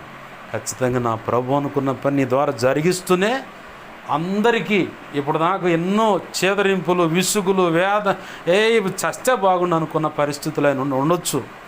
లెక్కలేంచనంగా నేను తృణీకరించి అవమానపరిచిన పరిస్థితులు ఉండొచ్చు. సంఘంలో అయినా, ఇంట్లో అయినా, బయట అయినా, బజార్లో అయినా, నీ బంధువులు అన్న వాళ్ళైనా వీళ్ళు ఇంతేలే, వీళ్ళ బతుకులు మారవనుకోవచ్చు. కానీ నా ప్రభు అన్నీ పరిష్కరించి ఒక విప్లవాత్మకమైన వ్యక్తిగా నిన్ను అందరికి చూపిస్తాడు. ఏంది ప్రభు, ఏంది పాస్టర్ గారు, ఆడపిల్లను కూడా అలా చూపిస్తాడు నా ప్రభువు. చూపిస్తాడు ఖచ్చితంగా. ఆడపిల్లేంది మగపిల్ల, ఆయన చేతిలో పడ్డ తర్వాత ఆయన హస్తంలో దాచబడి ఉన్న ఒక బాణాన్ని నువ్వు వదిలాడంటే ఇక ఛేదించుకుంటూ వెళ్ళిపోతాను. దేవుడు ఖచ్చితంగా ఆశీర్వదిస్తానని ఈరోజు చెప్తా ఉన్నాను. ఆయన మాటలను లక్ష్య పెట్టండి. చుట్టూ ఉన్నవి తొంగి చూడమాకండి. పొరపాట్లు ఉంటే సరి చేసుకోండి.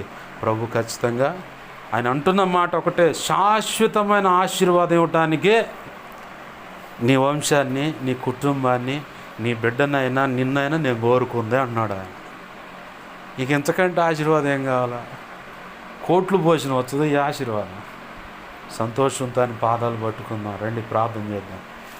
ప్రభువా, అబ్రహామును ఎలా అయితే శాశ్వత కాలం ఆశీర్వాదకరంగా ఉంచాలని ఆశించి ఆనాడు పిలిచావు, అట్లానే ఇస్సాకును, యాకోబును, యోసేపును ఈ పరంపరలో ఇదిగో ప్రభువా నన్ను కూడా నువ్వు పిలుచుకున్నావా, అందుని బట్టి నీ కృతజ్ఞతాస్తుతులు అంటూ ఆయన పాదాలు పట్టుకున్నావు. వాళ్ళ తల్లిదండ్రులు ఉన్న పరిస్థితిని బట్టి నువ్వు కూడా మా బ్రతికి అంతేలే అనుకోమాక, నా ప్రభు కృపను బట్టి నేను ఒక మార్గంగా ఉండాలి, నేను ఒక మార్పుగా ఉండాలని చెప్పాను పాదాలు బట్టి. ఇప్పుడున్న ఈ స్థితి నాకు శాశ్వతము కాదు, నా ప్రభు నిర్ణయించిన ఉజ్వల భవిష్యత్తు నాకు ఉంది, అది నేను స్వతంత్రించుకోవాలి, నా ప్రభు కృపను బట్టి నేను పొందుకోవాలని చెప్పాను పాదాలు పట్టుకో. ఖచ్చితంగా నా ప్రభు కృపనిస్తాడు. ఆయన అన్యాయస్తుడు కాదు. నిన్ను ఇట్లానే వదిలేసి అబాసుపాలంటే హేళనగా నవ్వులాటకు చేయాలని నిన్ను కోరుకోలేదు. నువ్వు అనుకున్న వాటికి ప్రార్థనకు జవాబులు ఇవ్వట్లేదంటే దానికి ఒక నా కాలం ఉంది, నిర్ణయ కాలం. ఆ కాలంలోకి నువ్వు అడుగులేయాలి. ఆ కాలంలోకి అడుగులు వేస్తూనే ప్రార్థన చేయాలి. విశ్వసించు, నిరీక్షణ కలిగి ఉండు, ఓర్పుతో పట్టుదల కలిగి ఆయన పాదాలు పట్టుకొని ప్రార్థన చేయి. నా ప్రభు ఖచ్చితంగా నీ బ్రతుకులను ఉద్ధరిస్తాడు. నా ప్రభు ఈరోజు నీతో సెలవిస్తున్నటువంటి ఆ మాట ఖచ్చితంగా నెరవేరుస్తాడు. ఆయన శాశ్వత కాలమైన ఆశీర్వాదంకి నీవు కారకుడు అవ్వాలని, కారకురాలు కావాలని, నీ కుటుంబం ఉండాలని, నీ వంశం ఉండాలని ప్రత్యేకంగా నిన్ను ప్రేమిస్తూ ఈరోజు ఈ వర్తమానం నీకు అందిస్తూ ఉన్నాడు. దేవుడు నీతో మాట్లాడినట్లయితే ఆయన పాదాలు పట్టుకొని, ఎక్కడైనా ఆయన నీ చుట్టూ ఉన్న పరిస్థితులను తొంగి చూసుకుంటూ ఎంత ప్రయత్నం చేసినా నాకు ఏ మార్పు కలగట్లేదని సణిగిన సందర్భాలు ఉంటే క్షమించమని అడుగు. నువ్వు అనుకున్నటువంటి ఆ స్పీడ్ మైండ్ కలిగి నువ్వు అనుకున్నట్టుగా మార్పు కలగట్లేదు అనుకుంటున్నావేమో, నా ప్రభు నీకు ఓర్పు నిరీక్షణ నేర్పడానికి ఒకవేళ ఆ ప్రార్థనలకు జవాబు లేకుండా అలాగా కొంచెం నిదానిస్తున్నాడేమో. ఓర్పు ఎంత అవసరం ఆయనతో నడవటం అనేది. ఓర్పు గొప్ప ద్రోహ కార్యాలు జరగకుండా ఆపుతుందని ఉంది. తొందరపాటు మనుషుని యొక్క కోపం దేవుని యొక్క రాజనీతిని నెరవేర్చదని చెప్పాను. దేవుని పాదాలు పట్టుకుని తొందరపాటు వల్ల ఒకవేళ జీవితం పాడైంది అనుకున్నావేమో, ప్రభు యొక్క సంకల్పంలో నువ్వు ఉన్నావు. ఇంకా శ్రేష్టమైన ఆశీర్వాదకరమైన జీవితం నీకు ఇవ్వాలని ప్రభు ఆశపడుతున్నాడు. అంత అయిపోయింది, ఇంకా నాకేముందులే, ఇక అంత అయిపోయిందని చెప్పి అనుకుంటున్నావేమో, నా ప్రభు అంటున్నాడు ఇప్పుడే అసలు ప్రారంభమైంది అంటున్నాడు ఆయన. ఇప్పుడే అసలు ప్రారంభం. ఇప్పటి వరకు నీ తొందరపాటు నిర్ణయాలను బట్టి, తొందరపాటు నోటి మాటలను బట్టి, ఏదైనా నీవు నిర్ణయించుకున్న దాన్ని బట్టి జరిగి ఉంది. కానీ ఇప్పుడు నా నిర్ణయం మొదలైంది. ఇది మొదలుకొని నీ జీవితంలో ఎదురైన ప్రతి అనుభవాన్ని ఉపయోగపెట్టుకొని అనేకుల జీవితాలు కడటానికి నేను ముందుకు వెళుతున్నాను. అనేకులను బలపరచడానికి, తెప్పరిల్లి వారు నిలబడటానికి నీ జీవితంలో ఎదురైన ప్రతి అనుభవం ఉపయోగకరమే. ఎందుకు పనికిరాదుగా నా జీవితం అనుకుంటున్నాను, ఎందుకు పనికొస్తాయి ఈ అనుభవాలు అనుకుంటున్నాము. నేను అనుకున్నాను బాప్తిసం పొంది చచ్చిపోతాను, ఆ మాట చేసిన ఒక సేవకురాలు బ్రతికి చావటానికి సిద్ధమైన ఆమె కాస్త నిర్ణయం మార్చుకొని ఇవాళ దేవుని పని కోసం నిలబడుతూ ఉంది. ఈరోజు నాకు పరిచర్లు ఆమె సహకారి. ఆ రోజు నా సాక్ష్యం అందిస్తే ఆమె నిలబడ్డది. పాస్టర్ గారు మీరు వచ్చి వాక్యం అందించకపోతే, నాతో మాట్లాడకపోతే చల్లారి చచ్చిపోదా అనుకున్నాను. కానీ మీ సాక్ష్యం విన్న తర్వాత నేను దేవుని కోసం బ్రతకాలనుకుంటున్నాను. నా దేవుని కోసం నేను బ్రతకాలయ్యా, ఎవరున్నా లేకపోయినా ఏదైనా కానీ నా దేవుని కోసం నేను బ్రతకాలని చెప్పని ఓ సేవకురాలు చచ్చిపోదా అనుకుంది. ఆ రోజు గురువారం నేను వెళ్ళి వాక్యం అందించి దేవుని మాటలో సాక్ష్యము చెబితే, ఈ సాక్ష్యం వినకపోతే నేను చచ్చిపోయేదాన్ని, చచ్చిపోవాలని నిర్ణయించునే ఉన్నాను. ఈరోజు మాట్లాడకపోతే చల్లారి చచ్చిపోతాను నిర్ణయంలో ఉన్నానయ్యా. కానీ నేను బ్రతుకుతున్నాను, నేను నా ప్రభు కోసం బ్రతుకుతానని చెప్పిన స్థిరమైన తీర్మానానికి వచ్చి ఈరోజు పరిచర్యకు సహకారిగా నిలబడదు. మరి నీ సాక్ష్యాన్ని బట్టి ఇంకెంతమంది ఉన్నారు? నీ కుటుంబంలో ఎదురైన అనుభవాలను బట్టి ఎంతమంది ఉన్నారు? నీ తొందరపాటు నిర్ణయాలను బట్టి ఎంతమంది తొందరపాటు నిర్ణయాలు చేసుకున్న వాళ్ళు సరిచేయబడవలసి ఉందో మనం అనుకోం. కానీ నా ప్రభు అన్ని విధాలు వాడుకొని ఆయన అనుకున్న పని జరిగించి పరలోకంలో నీకు శాశ్వతమైన ఆశీర్వాదం, భూమి మీద భవిష్యత్తులో ఉన్న నీ తరం వారి భూమి అంతమయ్యే సమయం వరకు నీ కుటుంబం, నీ వంశం, నీ వారు అన్నవారందరికీ కూడా శాశ్వతమైన ఆశీర్వాదం ఇవ్వటానికే అలాంటి అనుభవాలు. అబ్రహాం ఆ రాజు అనుకోవచ్చు, నేను ఒక్కడిని ఎందుకు కష్టపడాలి, నాకెందుకు ఈ పరిస్థితి అని. కానీ ఆ ఒక్కడు కష్టపడి ఆ ఒక్కడే దేవుని యందు నిరీక్షణ ఉంచితే భూమి అంతమయ్యే సమయం వరకు ప్రతి చరము ఆశీర్వదించాలని చెప్పని ఆనాడు ప్రభు అతను ఒక్కడనే కోరుకొని అలాగా ప్రభు నడిపించుకుంటూ వచ్చాడు. ఆ శాశ్వతమైన ఆశీర్వాదం అబ్రహాంకి ఇవ్వబడింది కాబట్టి పునాదులు గల ఆ పట్టణాన్ని విశ్వాసంతో చూసి స్వతంత్రించుకున్నాడు. ఈరోజు అదే మాట నీతో మాట్లాడుతున్నాడు. ఆ పునాదులు గల పట్టణానికి నువ్వు కూడా ఒక వారసురాలివే, నువ్వు కూడా ఒక వారసుడివే. ఆ పునాదులు గల పట్టణానికి అబ్రహాంకి ఒక్కడికే ఆశీర్వాదం కాదు, ఆయన యందు భయభక్తులు కలిగి విశ్వాసం ఉంచి ఆయన కటాక్షం కోరుకునే ప్రతి ఒక్కరికి కూడా ఆ ఆశీర్వాదం ఇవ్వబడుతుంది.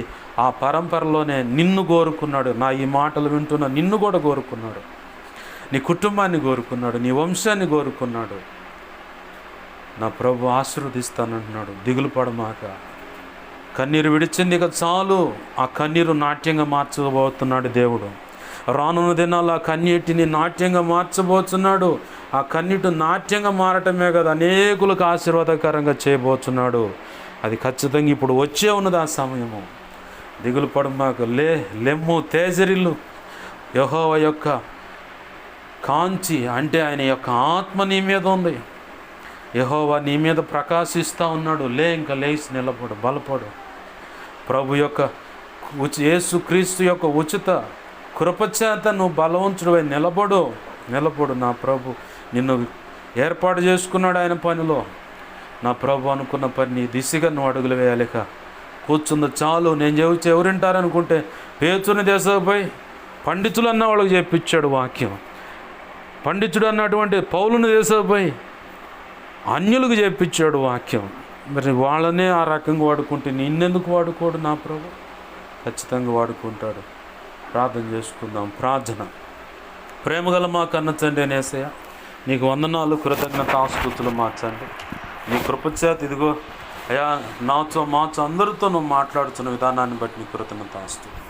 ప్రభా నీ మాటలు మా హృదయాలు అంటు కట్టండి.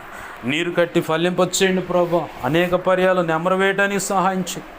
ఈరోజు ఇదిగొచ్చండి ఈ వర్తమానంలోంచి నీవు మాతో అందరితో నువ్వు మాట్లాడుతున్నావు. పొరపాట్లు ఉంటే క్షమించయ్యా.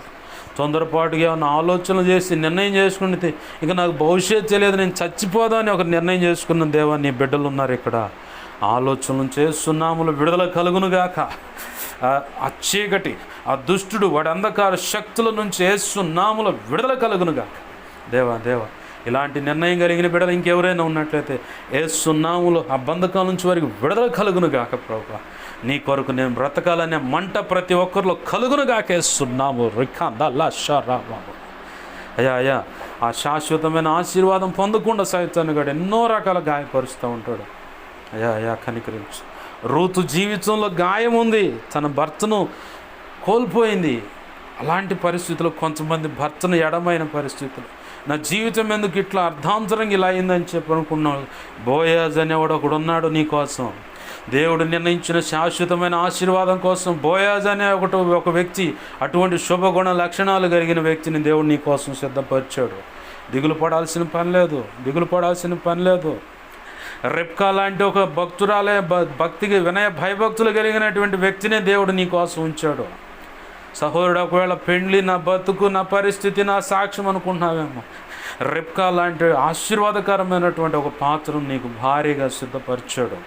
అయ్యో నా కుమార్తెకు పెండ్లి అవుతుందో లేదో, ఏంటో నా పరిస్థితి అంటే ఇస్సాకు లాంటి శుభగుణగణాలు కలిగినటువంటి ఒక వ్యక్తిని నీ కూతురు కోసం ముందుగానే ప్రభు సిద్ధపరిచి ఉంచాడు.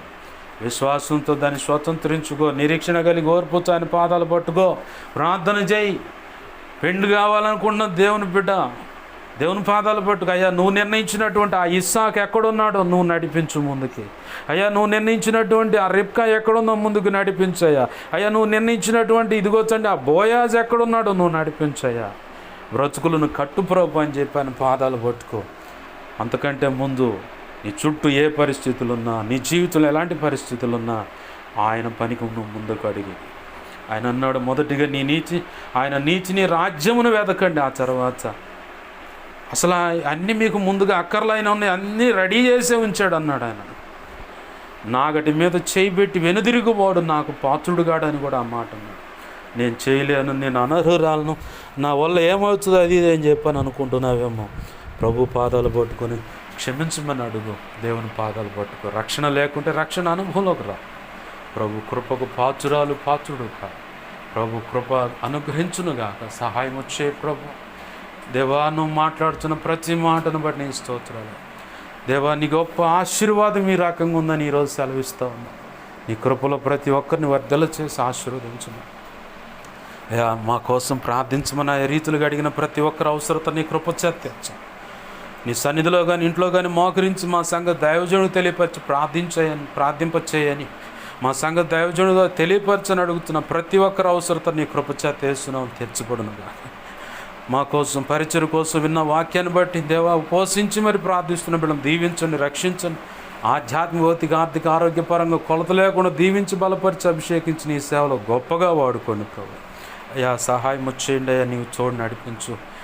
అయ్యా కళలో, నిద్రలో, దర్శన, స్వప్నాలు మాకు మా మీద ఇంకెవరికైనా చూపించబడు సమస్త కీడు శోధన అటు ప్రభావం యేసు నామములో నీ మహాపునరుద్ధాన శక్తి ద్వారా బంధిస్తున్నాం, లయపరుస్తున్నాం. లయపరిచిన కృతజ్ఞతాస్తుతులు ప్రభు. అయ్యా, మా మీద ఇంకెవరికైనా కళలో, నిద్రలో, దర్శన, స్వప్నాలు చూపించబడ్డ సమస్త మంచి కళ, మంచి నిద్రలో చూపించే సమస్త మంచి యేసు నామములో నీ మహాపునరుద్ధాన శక్తిని బట్టి త్వరపెట్టవి జరుగునుగాక, నెరవేర్చబడునుగాక. త్వరపెట్టవి జరిగేలా చేసి నెరవేర్చిన కృతజ్ఞతాస్తుతులు.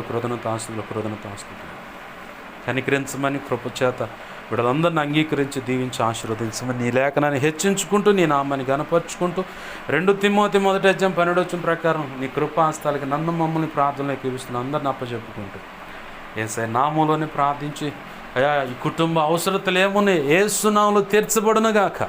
ప్రతి ఇరుకు ఇబ్బంది నుంచి విడిపించబడునుగాక. ప్రతి మంత్ర ప్రయోగాలు, చీకటి, అంధకార శక్తుల బంధకాల నుంచి విడుదల కలుగునుగాక. దుష్టుడు వాడి దూతల క్రియల నుంచి విడుదల కలుగునుగాక. ఆర్థిక సమస్యల నుంచి విడుదల కలుగునుగాక. బిడ్డల భవిష్యత్తులో అద్భుతాలు జరుగునుగాక.